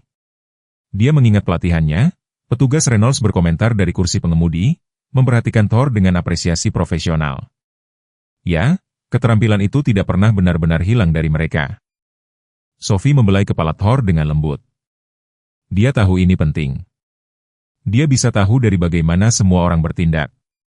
Persepsi anaknya memotong inti dari situasi dengan kejelasan yang mengejutkan. Kapten Brooks berunding sebentar dengan petugasnya, lalu kembali ke kendaraan mereka. Kami akan melakukan pendekatan terkendali. Thor akan bekerja dengan tali panjang dengan Sophie mengarahkannya dari kendaraan. Jika dia menunjukkan keberadaan Weaver, kami akan masuk, jika tidak, kami akan memeriksa apartemen secara langsung. Rencana itu dilanjutkan dengan presisi metodis. Sophie diposisikan di pintu SUV yang terbuka, kursi roda diamankan, dengan Thor pada tali sepanjang 6 meter, ditangani oleh petugas Daniels. Atas perintah tenang Sophie, cari, gembala Jerman itu bergerak maju dengan tujuan, hidungnya bekerja secara sistematis saat dia mengelilingi lantai dasar gedung apartemen, lalu menaiki tangga eksterior ke jalan setapak lantai 2. Martha memperhatikan dengan jantung berdebar saat Thor bergerak di sepanjang deretan apartemen, bahasa tubuhnya berubah halus saat dia mendekati unit Cole. Dia berhenti, hidungnya berkedut, lalu melanjutkan melewati pintu ke ujung jalan setapak di mana tangga darurat terhubung ke sebuah pendaratan kecil. Dia mendapatkan sesuatu, petugas Daniels melaporkan ke radionya. Bukan di pintu apartemen, di tangga darurat. Thor telah berhenti di pendaratan tangga darurat, posturnya kaku dengan kewaspadaan, hidung mengarah ke bawah menuju gang di bawah. Petugas Daniels bergerak hati-hati untuk mengintip ke atas pagar, lalu berbicara dengan cepat ke radionya. Pergerakan di gang di belakang gedung, 3 orang bergerak menuju sebuah van yang diparkir, tetapi salah satunya tampaknya ditahan. Situasi meningkat seketika. Kapten Brooks mengeluarkan perintah cepat. Para petugas bergerak dengan efisiensi yang terkoordinasi untuk mengepung gang. Derek, meskipun instruksi untuk tetap berada di kendaraan polisi, telah keluar dan bergerak dengan sengaja menuju bagian belakang gedung, ekspresinya tegang dengan tekad yang suram. Tetap di sini, petugas Reynolds menginstruksikan Martha dan Sophie dengan tegas. Jangan tinggalkan kendaraan ini dalam keadaan apapun. Dia mengamankan SUV sebelum bergerak untuk bergabung dengan rekan-rekannya, meninggalkan mereka menyaksikan melalui jendela saat konfrontasi terungkap di luar pandangan. Apa yang terjadi selanjutnya kemudian akan dikumpulkan dari berbagai perspektif, laporan petugas, kesaksian Cole, dan catatan enggan Derek. Weaver dan dua temannya memang berada di dalam apartemen Cole, tetapi kedatangan kendaraan polisi telah mendorong mereka untuk mencoba melarikan diri dengan tergesa-gesa melalui tangga darurat, menyeret Cole bersama mereka sebagai sandera dan umpan untuk menarik Derek ke dalam konfrontasi. Mereka hampir mencapai van mereka ketika polisi berkumpul di gang, menciptakan kebuntuan yang mudah meledak. Cole, wajahnya berlumuran darah dari apa yang kemudian ditentukan sebagai patah hidung, ditahan di bawah todongan pisau oleh salah satu teman Weaver, sementara Weaver sendiri mengacungkan apa yang tampak sebagai pistol. Mitchell Weaver berteriak, suaranya terdengar di seberang tempat parkir ke tempat Martha dan Sophie duduk. Aku tahu kamu di sini. Keluar dan hadapi aku, dasar pengecut. Para petugas membuat perimeter, senjata ditarik tetapi dipegang dengan pengekangan yang disiplin. Kapten Brooks berusaha untuk meredakan, suara negosiator terlatihnya terdengar jelas, Tuan Weaver, mohon letakkan senjata Anda. Kita dapat menyelesaikan ini tanpa ada yang terluka. Tetapi Weaver tidak dapat diajak berunding, gerakannya tidak menentu, matanya liar dengan kombinasi amarah dan apa yang kemudian dikonfirmasi sebagai mabuk. Kirim Mitchell ke sini. Dialah yang perlu bertanggung jawab atas apa yang terjadi. Dan kemudian, meskipun ada perintah petugas untuk mundur, Derek melangkah ke gang dengan tangan terangkat. Aku di sini, Weaver, lepaskan Cole. Ini antara kamu dan aku. Martha tidak dapat melihat apa yang terjadi, tetapi dia dapat mendengar konfrontasi yang meningkat, upaya terukur Derek untuk berunding dengan Weaver, tuduhan Weaver yang semakin tidak koheren. Para petugas polisi melanjutkan upaya untuk meredakan situasi. Sophie duduk di sampingnya, tidak wajar diam, tangan kecilnya terkatup erat di pangkuannya. Kemudian, tanpa peringatan, Thor menggonggong tajam dan menerjang talinya dengan kekuatan sedemikian rupa sehingga petugas Daniels sejenak kehilangan cengkeramannya. Gembala Jerman itu melesat, berlomba menuruni jalan setapak dan menuruni tangga dengan kecepatan luar biasa. Sophie berseru, ketenangannya akhirnya hancur. Thor, diam. Tetapi perintah itu terlambat. Thor sudah berlari menuju gang, menanggapi beberapa rangsangan yang hanya dia deteksi. Mungkin pergeseran dalam konfrontasi, suara kesusahan, atau aroma kekerasan yang akan segera terjadi yang telah diajarkan oleh pelatihan khususnya untuk dikenali. Apa yang terjadi selanjutnya adalah hiruk-pikuk teriakan, satu tembakan yang bergema di antara bangunan-bangunan, dan kemudian momen keheningan yang menakutkan sebelum gang itu meletus menjadi aktivitas panik. Martha memeluk Sophie erat-erat saat mereka menunggu dalam ketidakpastian yang menyiksa, tidak dapat melihat apa yang telah terjadi tetapi takut akan yang terburuk. Menit-menit terasa seperti jam sebelum Kapten Brooks akhirnya mendekati kendaraan mereka. Ekspresinya serius. Situasinya terkendali, lapornya. Weaver dan rekan-rekannya ditahan, Cole sedang dirawat oleh para medis, tetapi lukanya tidak mengancam jiwa. Dan Thor? Sophie bertanya, suaranya kecil tapi mantap. Di mana Thor? Keraguan Kapten Brooks memberitahu Martha segalanya, bahkan sebelum dia berbicara atau campur tangan.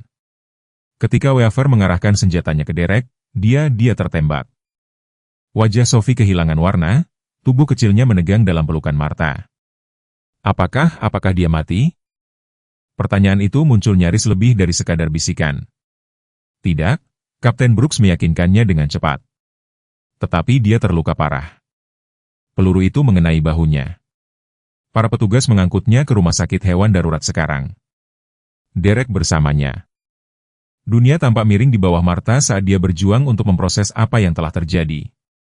Dalam ruang lingkup satu pagi, mereka telah beralih dari wawancara polisi rutin ke situasi penyanderaan, dan sekarang Thor, sahabat tercinta Sophie, kebutuhan medisnya, teman setianya, berjuang untuk hidupnya karena dia telah melakukan apa yang dia dilatih untuk lakukan, melindungi. Reaksi Sophie bukanlah yang diharapkan Martha. Tidak ada air mata, tidak ada histeria, hanya ketenangan yang sunyi dan mengerikan. Saat dia bertanya, bisakah Anda membawa kami kepadanya? Thor membutuhkan saya saat dia takut. Perjalanan ke rumah sakit hewan berlalu dalam kabut doa diam dan ketakutan yang menyayat hati. Martha memegang erat tangan Sophie, merasakan sedikit getaran yang mengkhianati ketenangan yang dijaga dengan hati-hati oleh keponakannya. Kapten Brooks telah mengatur agar mereka dikawal langsung, memberikan pembaruan berkala dari staf dokter hewan yang sudah menangani Thor ketika mereka tiba. Saat mereka masuk ke tempat parkir pusat gawat darurat hewan Glendale, Martha akhirnya mengajukan pertanyaan yang membara dalam benaknya. Mengapa Thor berlari menuju bahaya? Dia bukan lagi anjing polisi. Dia seharusnya tetap bersama Sophie. Kapten Brooks melirik kembali ke arahnya, ekspresinya suram. Menurut Derek, Thor tidak menyerang Weaver. Dia memposisikan dirinya di antara Weaver dan Derek tepat ketika Weaver mengangkat senjatanya. Dia berhenti, memilih kata-katanya dengan hati-hati. Derek percaya Thor mengenali apa yang terjadi dari pelatihan polisinya. Dia melindungi seseorang yang dia anggap sebagai bagian dari kelompoknya. Sophie mendongak saat ini, mata birunya membelalak, dengan pemahaman yang tampaknya jauh melampaui usianya. Dia melakukan apa yang ayah inginkan, katanya pelan. Ayah selalu berkata, kita melindungi orang-orang yang kita cintai, apapun yang terjadi. Ruang tunggu pusat gawat darurat hewan Glendale adalah ruang steril dengan kursi yang tidak nyaman dan majalah-majalah kuno yang dirancang untuk fungsi daripada kenyamanan. Martha duduk kaku di samping kursi roda Sophie, menit-menit berlalu lambat saat mereka menunggu kabar tentang kondisi Thor. Laporan awal sangat optimis. Peluru itu mengenai bahu Thor daripada dadanya, menghindari organ-organ vital, tetapi menyebabkan kehilangan darah dan kerusakan jaringan yang signifikan. Ahli bedah hewan segera membawanya ke operasi, menjanjikan pembaruan sesegera mungkin. Derek Mitchell duduk di seberang mereka, tubuhnya yang besar terkandung dengan canggung di kursi yang dirancang untuk orang dengan tinggi rata-rata. Tangannya terkatup di antara lututnya, kepala tertunduk, gambaran seorang pria yang diliputi rasa bersalah. Dia telah tiba di rumah sakit mendahului mereka, setelah menemani Thor di kendaraan polisi yang berfungsi sebagai ambulans dadakan. Jaket kulitnya ternoda dengan bercak-bercak gelap yang dikenali Martha, dengan rasa dingin, sebagai darah Thor. Aku tidak pernah bermaksud agar semua ini terjadi, kata Derek, memecah keheningan yang tegang. Suaranya kasar karena emosi. Thor menyelamatkan hidupku di sana. Weaver memiliki tembakan yang jelas ke dadaku. Jika Thor tidak melompat, dia... Suaranya menghilang, tidak dapat menyelesaikan kalimat. Tanggapan Martha dingin, naluri protektifnya untuk Sophie mengesampingkan simpati apapun yang mungkin dia rasakan. Semua ini tidak akan terjadi jika kamu tidak melecehkan Sophie dan Thor di kafe kemarin. Tindakanmu memulai segalanya. Derek mengangguk, menerima tuduhan itu tanpa pembelaan. Kamu benar. Aku berada di tempat yang buruk, sudah lama sekali. Dia mengangkat kepalanya, memperlihatkan mata yang merah karena air mata. Aku tidak mengenali Sophie kemarin. Sumpah, aku tidak. Aku hanya melihat Thor dan sesuatu hancur di dalam diriku. Melihatnya lagi membawa semuanya kembali. Afghanistan, James, kehidupan yang dulu kumiliki sebelum semuanya menjadi neraka. Sophie, yang telah diam sejak kedatangan mereka, tiba-tiba berbicara. Kamu adalah teman yang ayah tulis kepadaku dalam surat-suratnya, orang yang mengajarinya cara melatih anjing. Kepala Derek terangkat, kejutan terlihat dalam ekspresinya. James menulis kepadamu tentang aku? Sophie mengangguk, wajah kecilnya serius. Ketika dia pergi, dia menulis surat kepadaku. Ibu akan membacakannya kepadaku. Dia berkata temannya Der tahu lebih banyak tentang anjing daripada siapapun di dunia dan bahwa suatu hari dia akan memperkenalkan kita. Dia berhenti, suaranya yang muda, mantap, terlepas dari beban kata-katanya. Tapi kemudian dia meninggal dan aku tidak pernah bisa bertemu denganmu. Kesederhanaan pernyataan Sophie mendarat seperti pukulan fisik, secara nyata mengejutkan Derek. Martha menyaksikan saat kesadaran menyinari wajahnya. Pengakuan bahwa James menghargai persahabatan mereka cukup untuk memberitahu putrinya tentang dia dan telah merencanakan agar mereka bertemu dalam keadaan yang sangat berbeda daripada konfrontasi mereka di kafe. Aku tidak tahu, bisik Derek. Setelah penugasanku yang terakhir, aku memutuskan hubungan dengan semua orang. Para dokter menyebutnya perilaku isolasi, bagian dari PTSD. Aku tidak bisa menghadapi kehidupan normal dengan orang-orang yang belum melihat apa yang telah kulihat. Suaranya pecah. James mencoba menjangkau beberapa kali, tetapi aku menutupnya. Aku marah karena dia tampaknya telah menyesuaikan diri dengan baik, karir polisi, keluarga, seluruh impian Amerika. Sementara itu, aku tidak bisa tidur sepanjang malam tanpa mimpi buruk atau mempertahankan pekerjaan selama lebih dari beberapa bulan. Seorang perawat memasuki ruang tunggu sejenak, menyela percakapan. Dia mendekati mereka dengan clipboard, meminta informasi tambahan tentang riwayat kesehatan dan catatan vaksinasi Thor. Martha memberikan apa yang dia bisa, berterima kasih atas gangguan dari emosi berat yang memenuhi ruang kecil itu. Setelah perawat pergi, menjanjikan pembaruan dari dokter hewan segera, Derek melanjutkan, suaranya lebih rendah, ditujukan terutama kepada Sophie. Ayahmu adalah orang terbaik yang pernah ku kenal. Kami bertemu di pelatihan dasar, menjadi teman ketika kami menemukan bahwa kami berdua suka bekerja dengan anjing. Di Afghanistan, kami mengajukan diri untuk setiap proyek K9. Mereka memiliki pendeteksian bom, pencarian dan penyelamatan, tugas patroli. Sophie mencondongkan tubuh ke depan di kursi rodanya, perhatiannya sepenuhnya terfokus pada kata-kata Derek. Ayah berkata Thor istimewa sejak awal. Dia memang istimewa, Derek menegaskan, hantu senyum menyentuh bibirnya untuk pertama kalinya. Hanya anak anjing yang kurus.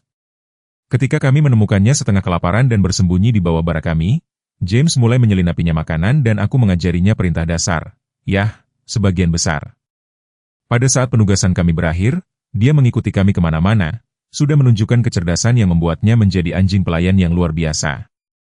Martha memperhatikan wajah Sophie saat Derek berbicara, melihat rasa lapar dalam ekspresinya, kebutuhan putus asa seorang anak untuk mendengar cerita tentang seorang ayah yang diambil terlalu cepat, untuk terhubung dengan seseorang yang mengenalnya dengan cara yang tidak akan pernah dia lakukan.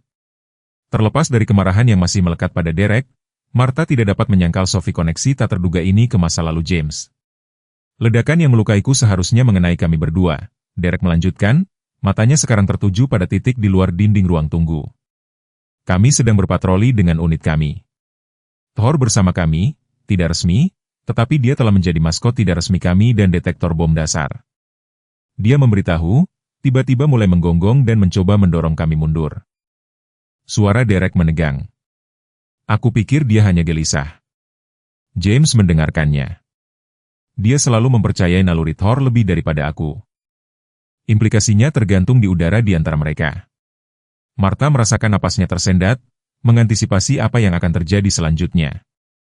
James meraihku, mencoba menarikku mundur, berteriak kepada unit untuk mundur, tetapi aku melepaskan diri, berpikir aku tahu lebih baik. Tangan Derek gemetar sekarang. Penyelam itu terkubur lebih dalam dari biasanya, atau Thor merasakannya, tetapi peralatan kami tidak mengambilnya. Itu meledak ketika aku berada tepat di tepi zona pembunuhan. James telah tertinggal, masih mempercayai peringatan Thor. Suara kecil Sophie memotong ketegangan. Itulah mengapa kamu terluka dan ayah tidak. Derek mengangguk, menatapnya langsung untuk pertama kalinya. Ayahmu menyelamatkan hidupku hari itu, Sophie, karena dia mempercayai naluri anjing daripada teknologi manusia. Ketika aku akhirnya kembali ke negara bagian setelah rehabilitasi, dia sudah mengatur agar Thor dilatih dan disertifikasi secara resmi. Dia mengatakan itu adalah hal terkecil yang bisa dia lakukan untuk menghormati apa yang telah dicoba dilakukan Thor untuk kami di Afghanistan. Martha merasa seolah-olah lantai telah menghilang di bawah kakinya. Selama ini dia percaya bahwa James hanya menemukan Thor melalui koneksi polisinya, telah memilihnya sebagai mitra K9 karena kemampuannya yang luar biasa. Dia tidak pernah tahu bahwa anjing itu telah bersama James di Afghanistan, telah mencoba memperingatkan mereka tentang bahaya yang pada akhirnya menyebabkan cedera Derek. Mengapa James tidak pernah memberitahu kami ini? Dia bertanya, suaranya nyaris tidak lebih dari bisikan. Derek mengangkat bahu, gerakan pasrah. James melindungi orang bukan hanya secara fisik tapi juga emosional. Mungkin dia tidak ingin membebani kamu dengan bagian-bagian gelap dari penugasannya dan, setelah aku menjauhinya, menolak bantuannya ketika aku kembali. Mungkin dia pikir lebih baik menutup bab itu. Percakapan mungkin berlanjut dalam nada ini. Setiap wahyu membuka lapisan lain dari masa lalu James yang tidak pernah Martha ketahui, bahwa jika bukan karena kehadiran dokter hewan di pintu ruang tunggu. Masker bedah Dr. Chin tergantung di lehernya, ekspresinya sangat netral, seperti cara para profesional medis menyampaikan berita yang tidak pasti. Keluarga Sophie Anderson, tanyanya, mendekati mereka dengan langkah terukur. Martha dan Sophie sama-sama tegang sementara Derek Rose dari kursinya, tingginya membuatnya menjulang di atas dokter bedah yang disayang. Bagaimana keadaannya? Derek mengajukan pertanyaan yang keluar dari dirinya sebelum Martha bisa berbicara. Dr. Chin melirik di antara mereka, dengan cepat menilai dinamika. Operasinya berhasil, dia memulai mengarahkan kata-katanya terutama kepada Sophie. Peluru merusak jaringan otot dan memecahkan tulang belikatnya, tetapi tidak mengenai pembuluh darah dan saraf utama. Kami telah memperbaiki kerusakan dan menstabilkan patah tulang. Thor kuat dan sehat, yang memberinya peluang bagus untuk pemulihan. Pelepasan ketegangan kolektif hampir terdengar. Martha merasakan air mata muncul di matanya, mengejutkannya dengan intensitasnya. Sophie meraih tangannya, meremasnya dengan kekuatan yang mengejutkan. Kapan aku bisa melihatnya? Sophie bertanya, suaranya lebih mantap daripada Martha. Dia sedang dalam pemulihan sekarang, Dr. Chin menjelaskan, masih dalam pengaruh anestesi tetapi merespon. Ya, begitu dia bangun dan stabil, kami akan membawa kamu kembali untuk menemuinya. Singkatnya, bagaimanapun, lanjutnya ekspresinya berubah serius. Pemulihan Thor akan membutuhkan rehabilitasi yang signifikan. Dia tidak akan dapat melakukan tugas anjing pelayannya selama setidaknya 8 hingga 12 minggu, mungkin lebih lama, tergantung pada bagaimana penyembuhan berlangsung. Implikasinya mengejutkan Martha dengan kekuatan pukulan fisik. Thor bukan hanya teman Sophie.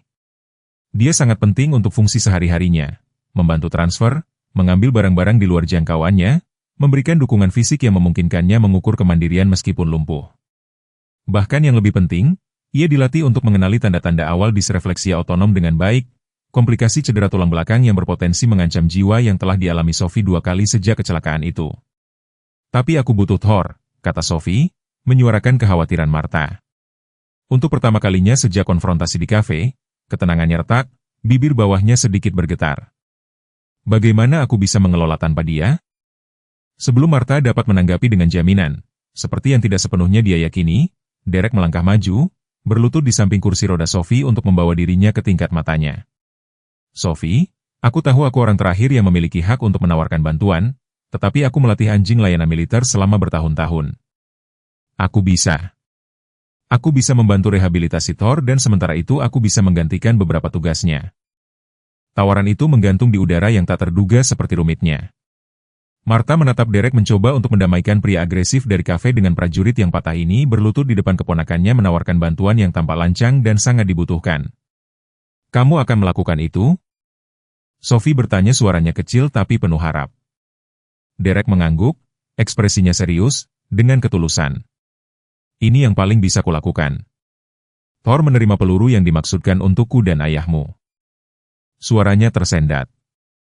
Ayahmu pasti ingin aku maju untuk akhirnya menjadi teman yang dia pikir aku adalah. Martha membuka mulutnya untuk menolak untuk mengatakan bahwa mereka akan berhasil entah bagaimana, bahwa mereka tidak membutuhkan bantuan dari pria yang tindakannya menyebabkan krisis ini.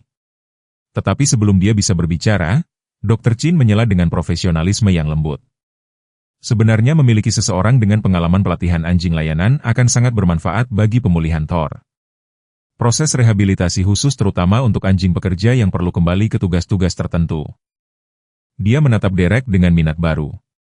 Kamu memiliki pelatihan formal di bidang ini, 4 tahun dengan program K9 militer. Derek menegaskan dan, aku membantu James dengan pelatihan awal Thor sebelum dia memasuki program kepolisian. Informasi baru ini mengubah dinamika lagi. Martha merasakan perlawanannya goyah dalam menghadapi kebutuhan praktis. Sophie membutuhkan dukungan yang tidak dapat Martha berikan sendirian dan Thor membutuhkan rehabilitasi khusus di luar apa yang mungkin ditawarkan oleh praktik dokter hewan pada umumnya Sophie. Dengan keterus-terangan yang telah mencirikan pendekatannya terhadap kehidupan sejak kecelakaan itu, mengatasi ketegangan secara langsung, Bibi Martha. Aku pikir ayah ingin kita menerima bantuan dari temannya. Dia menatap Derek dengan mata jiwa tua itu yang membuat Martha gugup sejak hari-hari pertama perwaliannya. Tapi kamu harus berjanji untuk tidak menakutkan lagi. Thor tidak suka ketika orang keras dan marah. Kesederhanaan kondisi yang disampaikan dengan logika langsung seorang anak tampaknya menembus langsung pertahanan Derek. Dia menundukkan kepalanya sejenak, lalu bertemu tatapan Sophie dengan kemantapan yang baru ditemukan. Aku berjanji Sophie tidak ada lagi ledakan amarah. Aku sudah menghindari berurusan dengan masalahku terlalu lama, menggunakan kemarahan untuk menjauhkan orang. Dia melirik Martha. Aku sudah masuk dan keluar dari program perawatan VA tetapi aku tidak pernah berkomitmen penuh. Itu berubah sekarang. Aku mendapatkan bantuan yang aku butuhkan sambil membantu kamu dan Thor. Wahyu ketiga datang ketika mereka akhirnya diizinkan untuk mengunjungi Thor dalam pemulihan. Gembala Jerman itu berbaring di atas meja empuk, bahunya dibalut berat, saluran infus memberikan cairan dalam pengobatan. Terlepas dari sedasi, Ekornya berdebar lemah di atas meja ketika dia mendengar suara Sophie. Matanya berjuang untuk fokus pada bentuknya yang akrab saat Sophie membelai kepalanya dengan jari-jari lembut, membisikkan jaminan yang tampak lebih cocok untuk orang tua yang menghibur seorang anak daripada seorang anak yang menghibur anjingnya. Bahwa Derek berdiri pada jarak yang terhormat, mengawasi interaksi dengan ekspresi yang rumit. Ada hal lain yang harus kamu ketahui, katanya pelan kepada Martha, sesuatu yang James membuatku berjanji jika sesuatu terjadi padanya. Dia meraih ke saku jaketnya, mengeluarkan kertas terlipat yang menunjukkan tanda-tanda telah dibawa untuk waktu yang lama sebelum penempatan terakhirku. Ketika James tahu aku sedang berjuang, dia memberiku ini, berkata, jika aku pernah meluruskan kepalaku, aku harus membacanya. Aku akhirnya melakukannya.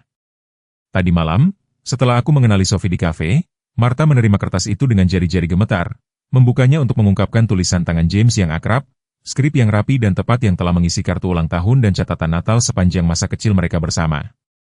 Derek sayang, itu dimulai, jika kamu membaca ini, itu berarti kamu akhirnya memutuskan untuk bergabung kembali dengan tanah kehidupan, dan aku tidak bisa lebih bahagia. Seminggu setelah cedera Thor, Cafe Rosewood menyambut kembali pelanggan reguler termudanya dengan meja khusus yang didekorasi dengan balon dan tanda tulisan tangan yang bertuliskan, "Selamat datang kembali, Sophie dan Thor." Gembala Jerman itu sendiri tidak hadir, masih memulihkan diri di rumah sakit hewan. Tetapi mereka ketidakhadirannya terasa jelas ketika Martha membimbing kursi roda Sophie ke meja sudut mereka yang biasa. Beberapa pelanggan mendekat untuk menawarkan harapan baik, banyak yang telah mendengar tentang kepahlawanan Thor melalui liputan berita lokal tentang insiden tersebut.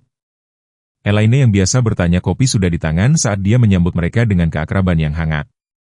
Ya, tolong, jawab Martha, mengatur serbet dan peralatan, dengan kekurangan yang dipraktikkan dari seorang pengasuh, dan mungkin coklat panas untuk tamu kita ketika dia tiba. Seolah dipanggil oleh kata-katanya, pintu kafe terbuka untuk mengakui Derek Mitchell. Begitu berubah dari penampilannya sebelumnya sehingga beberapa pelanggan melakukan 2 kali lipat. Hilang sudah jaket kulit yang mengintimidasi dan janggut yang tidak terawat. Sebagai gantinya adalah wajah yang bersih, rambut yang dipangkas rapi dan kemeja berkancing sederhana. Itu memberinya udara profesional yang mengejutkan. Yang paling mencolok, bagaimanapun, adalah cara dia membawa dirinya. Bahu tegak daripada membungkuk, langkah terukur daripada agresif, seluruh perilakunya menunjukkan seorang pria yang telah menemukan ukuran kedamaian. "Maaf aku terlambat," katanya ketika dia mendekati meja mereka, tas hadiah kecil tergantung dari satu tangan. Konselor Vea memiliki beberapa sumber daya tambahan yang ingin dia bagikan. Dia tersenyum pada Sophie, ekspresi tulus yang melembutkan fitur-fiturnya yang lapuk. "Bagaimana kabarmu, nak?" "Aku merindukan Thor," jawab Sophie sederhana menerima tas hadiah dengan tangan hati-hati. "Tetapi Dr. Chin mengatakan aku dapat mengunjunginya lagi besok jika demamnya tetap turun." Derek mengangguk, mengambil tempat duduk di seberangnya. "Itu kabar baik, antibiotik bekerja." Kemudian dia menyaksikan ketika Sophie membuka tas hadiah dengan menggambar, figur kayu kecil yang diukir dengan ahli dari gembala Jerman. Detailnya menangkap ekspresi waspada dan postur terhormat Thor dengan akurasi yang luar biasa. "Apakah kamu membuat ini?" Sophie bertanya, menjalankan jari-jarinya di atas permukaan kayu yang halus dengan kesenangan yang jelas. "Aku lakukan," Derek menegaskan.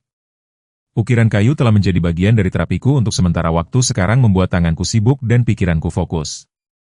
Dia melirik Martha, memasukkannya ke dalam percakapan. "Aku pikir Sophie mungkin suka memiliki versi Thor yang bisa dia simpan bersamanya sampai hal yang nyata pulang." Martha mengamati interaksi dengan optimisme hati-hati. Seminggu sejak cedera Thor telah diisi dengan perubahan yang luar biasa, tidak hanya pada Derek yang telah membenamkan dirinya dalam program perawatan PTSD intensif di VA, sambil tetap meluangkan waktu untuk mengunjungi Thor setiap hari dan memberikan pembaruan kepada Sophie, tetapi di seluruh keluarga mereka.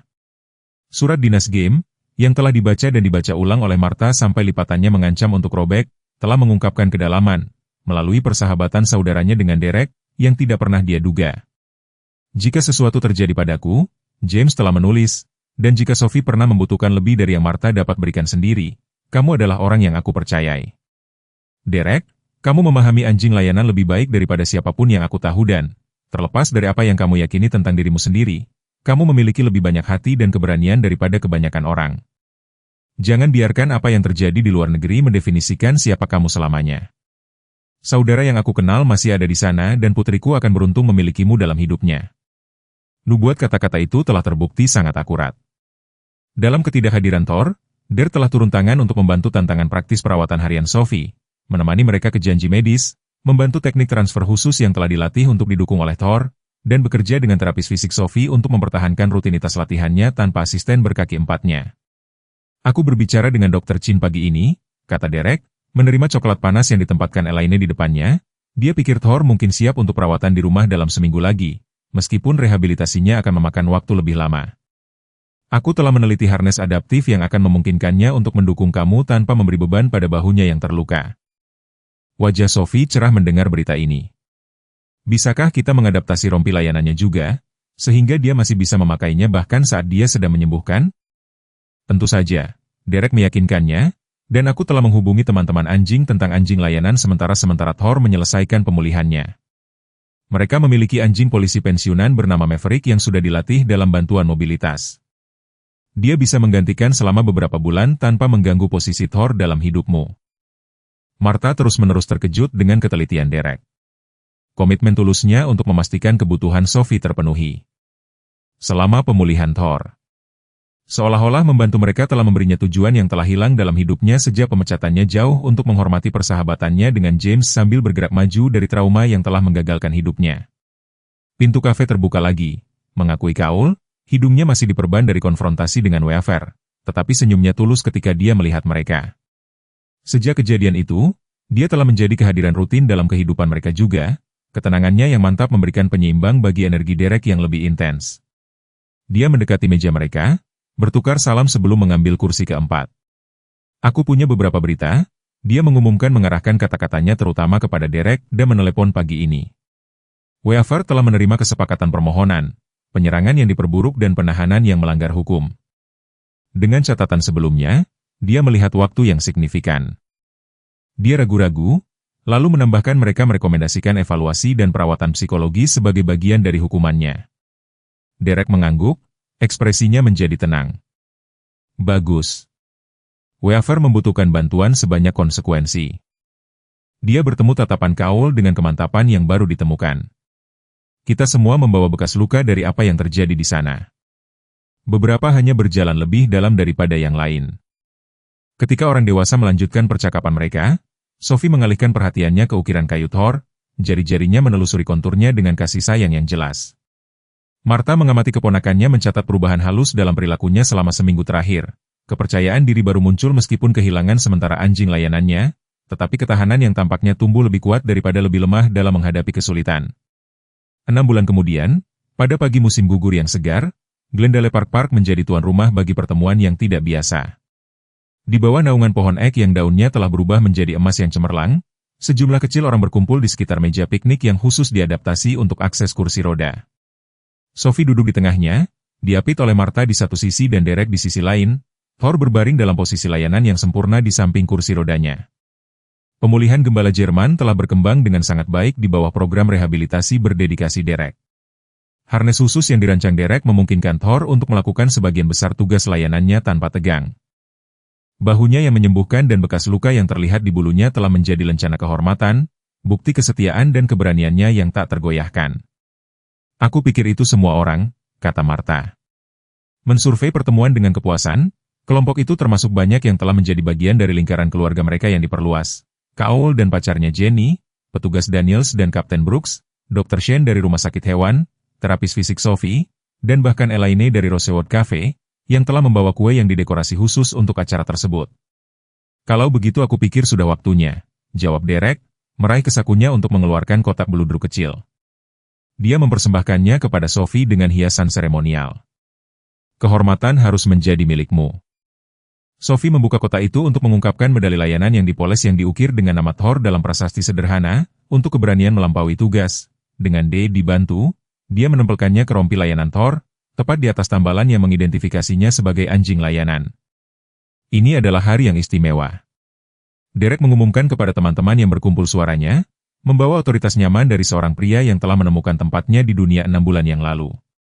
Thor mengingatkan kita semua apa artinya melindungi orang yang kita sayangi. Tanpa ragu-ragu dan tanpa menghitung biaya. Dia meletakkan tangannya dengan ringan di bahu Sophie. Tapi apa yang benar-benar kita rayakan hari ini adalah keluarga, bukan hanya yang kita dilahirkan, tetapi yang kita bangun di sekitar kita ketika hidup mengambil belokan tak terduga. Seolah memahami pentingnya momen itu, Thor mengangkat kepalanya, Tetapi mata cerdasnya bergerak di antara Sophie dan Derek sebelum menetap pada Martha dengan kesadaran aneh yang selalu menjadi ciri khasnya. Dalam tatapan itu, Martha melihat bukan hanya anjing layanan luar biasa yang telah menjadi penting bagi kemandirian Sophie, tetapi hubungan hidup dengan saudaranya, benang kesinambungan dalam kehidupan yang telah diubah secara permanen oleh tragedi. Untuk Thor, Kapten Brooks mengusulkan mengangkat cangkirnya dalam bersulang yang digaungkan di sekitar meja dan untuk menemukan keluarga saat sinar matahari musim gugur disaring melalui daun emas di atas mereka. Martha menyaksikan Derek berlutut ke tingkat Sophie, membantunya menyesuaikan harness Thor dengan keahlian pasien yang telah menjadi kontribusinya bagi kehidupan mereka. Perjalanan dari konfrontasi tegang di kafe hingga momen perayaan ini tidak mudah, tetapi telah membawa mereka ke tempat yang mungkin dibayangkan oleh James ketika dia menulis surat Praen. Jenis keluarga baru, yang ditempa melalui nyeri yang dicukur dan penyembuhan, dipersatukan oleh ikatan luar biasa antara seorang anak dan anjing layanannya, yang, dengan cara mereka sendiri, telah menyelamatkan mereka semua. Di ruang-ruang sepi di tahun-tahun kita selanjutnya, kita sering merenungkan apa yang benar-benar penting, ikatan yang kita buat, tantangan yang kita atasi, dan cara-cara tak terduga yang kita temukan dalam penyembuhan. Kisah ini mengingatkan kita bahwa terkadang luka terdalam kita, baik yang terlihat, seperti kelumpuhan Sophie, atau yang tidak terlihat, seperti PTSD Derek, dapat menjadi jembatan ke koneksi daripada hambatan. Ini berbicara kepada kebijaksanaan yang datang seiring bertambahnya usia, bahwa keluarga tidak selalu didefinisikan oleh darah, tetapi oleh mereka yang muncul ketika kita sangat membutuhkan mereka. Bagi kita yang telah mengalami kehilangan, menyaksikan orang yang dicintai berjuang atau merasakan beban keterbatasan kita sendiri, kesetiaan Thor yang tak tergoyahkan menawarkan pengingat yang kuat bahwa keberanian tidak selalu mengaum. Terkadang itu adalah kegigihan lembut untuk muncul hari demi hari saat kita menavigasi tahun-tahun emas kita. Semoga kita menyadari bahwa tidak ada kata terlambat untuk menyembuhkan luka lama, membangun koneksi baru, atau menjadi orang yang dibutuhkan orang lain untuk kita. Aku harap kamu menikmati cerita hari ini. Berlangganan saluran sehingga kamu tidak ketinggalan lebih banyak cerita seperti ini. Tinggalkan suka dan kemudian komentari di bawah apa pendapatmu tentang cerita itu. Sampai jumpa di video berikutnya.